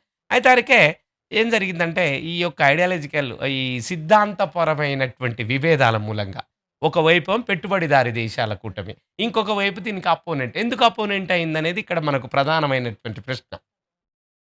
క్యాపిటలిస్టిక్ కమ్యూనిటీ ఎంతసేపు ఏమన్నా ఆలోచిస్తుందంటే తన దగ్గరున్న డబ్బును ఇన్వెస్ట్మెంట్ క్యాపిటల్గా పెట్టుబడి పెట్టి ఒక దేశంలో ఒక పరిశ్రమ నెలకొల్పి అక్కడ ఆ పరిశ్రమలో ఆ దేశంలో రా మెటీరియల్ తీసుకొచ్చి ఐరన్ ఓరు, బాక్సైటు, కాపరు ఇవన్నీ తీసుకొచ్చి ఒక ఫినిష్డ్ గూడ్స్ను తన ఫ్యాక్టరీలో తయారు చేసి అక్కడనే రా మెటీరియల్ ముడి సరుకును తక్కువకు కొని మళ్ళీ అక్కడనే ఫ్యాక్టరీ పెట్టి అక్కడనే ఫినిష్డ్ గూడ్స్ ఫ్యాన్ తయారు చేసి మళ్ళీ వీళ్ళకి మార్కెట్ కూడా అదే దేశం.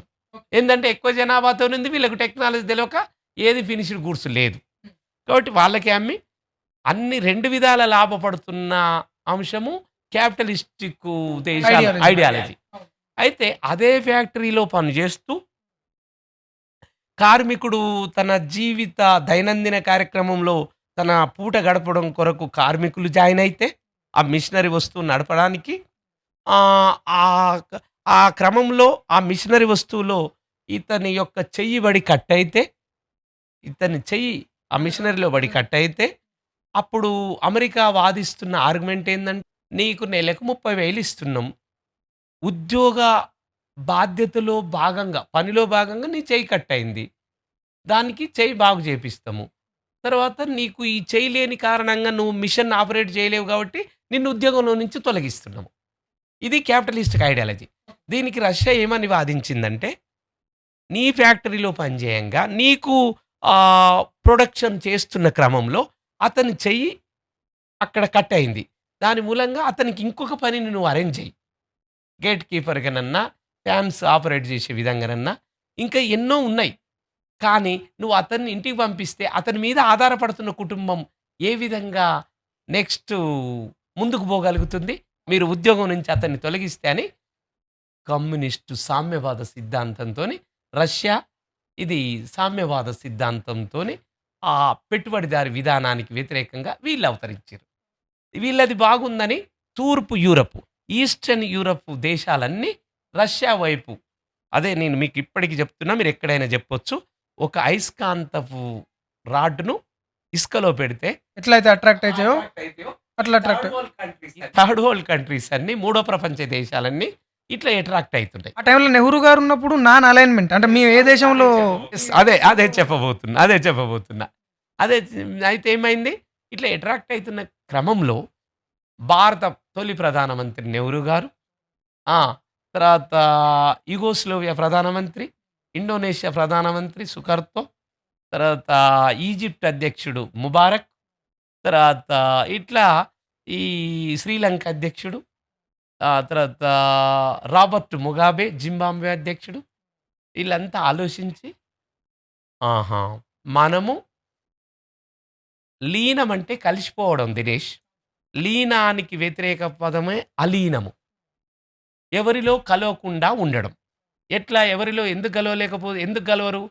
ఇప్పుడు మనము అమెరికా వైపు ఎళితే రష్యాకు కోపం. మనము సోషలిస్టు, కమ్యూనిస్టు విధానం వైపు ఎళ్తే అమెరికాకు కోపం. ఒకవేళ మనం ఇప్పుడిప్పుడే స్వాతంత్రాన్ని సంపాదించుకొని, మన దేశాలను, మన దేశ జనాభాను ఆర్థికంగా, సామాజికంగా, వైజ్ఞానికంగా, పారిశ్రామికంగా తర్వాత వ్యావసాయకంగా అభివృద్ధి చేసుకునే క్రమంలో రాజ్యాంగాలను రాసుకొని, ఇప్పుడిప్పుడే పాలనా ప్రతిఫలాలు మన దేశ ప్రజలకు రుచి చూపిస్తున్న తరుణం ఇది. ఈ తరుణంలో మనము అమెరికా వైపు పెట్టుబడిదారీ విధానాన్ని కూటమిలో చేరితే, రష్యాతోని అవసరమైతే రష్యా మనకు ఆ సాయం చేయడానికి నిరాకరిస్తది. అలా అని, అలా అని పోనీ రష్యా కూటమిలో చేరితే, అమెరికా దగ్గర మనకు అవసరమైనటువంటి ఎలిమెంట్ ఒక సాధనం ఉంటే, మీరు రష్యా వర్గం గదా! మేమెందుకిస్తామని అమెరికా రిఫ్యూజ్ చేస్తది. కాబట్టి వీళ్ళిద్దరికీ మంచిగా ఉంటూ మనము స్వతంత్రమైన, తటస్థమైన విధానాన్ని అనుసరిద్దాం. Neutral policy. నాన్ అలైన్మెంట్ దాన్నే అలైన్‌మెంట్ అంటే కలిసిపోవడము ఇంగ్లీష్ పదానికి. నాన్ అలైన్డ్ కలిసిపోవడానికి వ్యతిరేకమైన నేనెవరిలో కలవము. We are in neutral way. We are in తటస్థ విధానము. మేము అటు అవసరమైనప్పుడు క్యాపిటలిస్టిక్ విధానంతోని సాయం తీసుకుంటాం. ఇటు అవసరమైనప్పుడు సోషలిస్ట్, కమ్యూనిస్టు రష్యా కూటమితోని సాయం కానీ తీసుకుంటాం. ఆ రోజు జవహర్లాల్ నెహ్రూ గారు తీసుకున్న ఐడియా చాలా గొప్ప సార్. చాలా గొప్పదా? గొప్పదా? ఆ రోజు ఆయన తీసుకున్నది నాన్ అలైన్మెంట్ చాలా గొప్పది. హ్మ్. ఈ రోజు నరేంద్ర మోదీ గారు మల్టిపుల్ అలైన్మెంట్ హ్మ్. అన్ని దేశాలతోని షేక్ హ్యాండ్స్. అవును. ఇది చాలా గొప్పది. ఇది ఇది గొప్పది. చాలా సార్ భారతదేశ ప్రధానమంత్రులు చాలా మంది చాలా చాలా చాలా గ్రేట్ దూరదృష్టి, చాలా దూరదృష్టి ముందు చూపు, ఇందిరాగాంధీ ఇంటర్నేషనల్ రిలేషన్స్‌లో, ఇంటర్నేషనల్ అంతర్జాతీయ సంబంధాలలో అవునవును ఆ! అట్లా ఇట్లా సో ఇందిరాగాంధీ తీసుకున్నయి గూడా ఇంటర్నేషనల్‌గా మంచి ఇందిరాగాంధీ గారు పాలసీలే. డైరెక్ట్ వెళ్ళి ఆ, అమెరికాలో మాట్లాడుతూ ఆ, రొనాల్డ్ రీగన్ ముందే, ఉమ్, జార్జ్ బుష్ ముందే ఆ. మేము మీరు చెప్పిన విధానాన్ని అంగీకరించమని చెప్పినటువంటి ధైర్యం ఉంది. Dynamic lady sir. పోయి రష్యాతో డైరెక్ట్ ట్రీటీ ఆఫ్ ఫ్రెండ్షిప్ పెట్టుకుంది. అవును. ఈ ఇందిరాగాంధీ గారు లాల్ బహదూర్ శాస్త్రి గారు ఉన్నప్పుడు దేశంలో ఒక పూట తినకుండా బంద్ చేద్దామని జై జవాన్ జై కిసాన్ అనే అనేది పాలసీని పాలసీ తీసుకొచ్చింది. తీసుకొస్తే ఇక్కడ గ్రీన్ రెవల్యూషన్ మొదలు పెట్టింది ఇందిరాగాంధీ గారు. ఉమ్. న్యూక్లియర్ పవర్ ప్రాజెక్ట్ ని మొదలు పెట్టిందే ఇండియాలో ఒక ఆ. రకంగా ఉమ్. ఇందిరాగాంధీ గారు. ఆమె డైరే చెప్తా పట్టు 1974 ఉమ్, 1974 సంవత్సరం ఉమ్, మే 18వ తారీఖున ఉమ్, రాజస్థాన్ రాష్ట్రంలో ఆ, థార్ ఎడారిలో ఉమ్, పోఖ్రాన్ అనే ప్రాంతంలో ఉమ్. మొట్టమొదటిసారి న్యూక్లియర్ టెస్ట్ జరిపిన దీశాలి ధైర్యవంతురాలు మన భారత మాజీ ప్రధానమంత్రి కీర్తిశేషులు శ్రీమతి ఇందిరాగాంధీ. ఓహ్. అదే సందర్భంలో రెండోది కూడా చెప్పాలి. ఉమ్, మళ్ళా 1998వ సంవత్సరంలో అటల్ బిహార్ వాజ్పేయి. అటల్ బిహారీ వాజ్పేయి ఆ. అదే రాజస్థాన్ రాష్ట్రంలోని ఆ, అదే థార్ ఎడారిలోని ఉమ్, పోఖ్రాన్ అనే ప్రాంతంలో ఉమ్, 11వ మే ఉమ్, మే నెల 11వ తారీఖు నాడు ఉమ్. టెస్ట్ జరిపిండు. అవును. మళ్ళా మే 12 రోజు గ్యాప్ ఇచ్చి మే 13న మళ్ళీ టెస్ట్ జరిపిండు. ఈ రకంగా 11th May and 13th May of 1998 1998వ సంవత్సరం మే 11వ తారీఖు మరియు మే 13వ తారీఖు న్యూక్లియర్ టెస్ట్ జరిపినటువంటి ఒక ధైర్యశాలి, ఒక మంచి విదేశీ వ్యవహారాల నిపుణత్వం కలిగిన ప్రధానమంత్రి ప్రధానమంత్రి మాజీ కీర్తిశేషులు అటల్ బిహారీ వాజ్పేయి గారు. సో అప్పుడు ఆ రోజు ఇండియా గట్ న్యూక్లియర్ పవర్. అసలు మామూలు కాదు. వరల్డ్ అమెరికాకు ఒక పక్క ఇండియా ఎదిగితే మనకు థ్రెట్ అనే విషయం ఆ రోజే తెలిసిపోయింది. ఆ విధంగా సరే అదటు పెడితే, ఈ విధంగా దేశాలు వస్తున్నటువంటి క్రమం, చేరుతున్నటువంటి క్రమంలో నెహ్రూ ఈ విధంగా అనుసరిస్తున్న విధానాన్ని అమెరికా అది విదేశాంగ మంత్రి డగ్లస్ ఏమని అన్నాడంటే, నెహ్రూ గారు మీరు గోడ మీది పిల్లి వాటము మీది. ఇటంగా అయితే ఇటు దునుకుతావు, అటంగా అయితే అటు దునుకుతావని అమెరికన్ విదేశీ వ్యవహారాల కార్యదర్శి అయిన డగ్లస్ అనంటే, ఆ డగ్లస్‌కు ధీటైన సమాధానం ఇచ్చినటువంటి ఒక భారత విదేశ విధాన రూపశిల్పి మన ఫారిన్ పాలిసీని తయారు చేసిందే ఎవరంటే భారత తొలి ప్రధానమంత్రి జవహర్లాల్ నెహ్రూ. ఏమని సమాధానం ఇచ్చిండంటే, డగ్లస్ నీ స్టేట్మెంట్‌ను వెనకకు తీసుకో. మాది అవసరమైనప్పుడు ఇటు, అవసరం కానప్పుడు అటు దునికే ఒక అది అవసరానికి తగ్గట్టు ప్రవర్తించే 2 నాలుకల ధోరణి కాదు. మేము ఒకటే చెప్తున్నాం మీకు. ఈ ప్రపంచం మొత్తం నిద్రబోతున్న టైంలో ప్రపంచానికి ఏదన్నా ప్రమాదం ముంచుకొనొస్తే అర్ధరాత్రి మేం మేల్కొని ప్రపంచానికి మేలుగొల్పే నిర్ణయమైన నాన్ అలైన్డ్ మూవ్‌మెంటు తీసుకున్నమే తప్ప, మీ దగ్గర ఒక నాటకము, రష్యా దగ్గర ఒక నాటకము ఆడమని నీకు హెచ్చరిస్తున్నాము.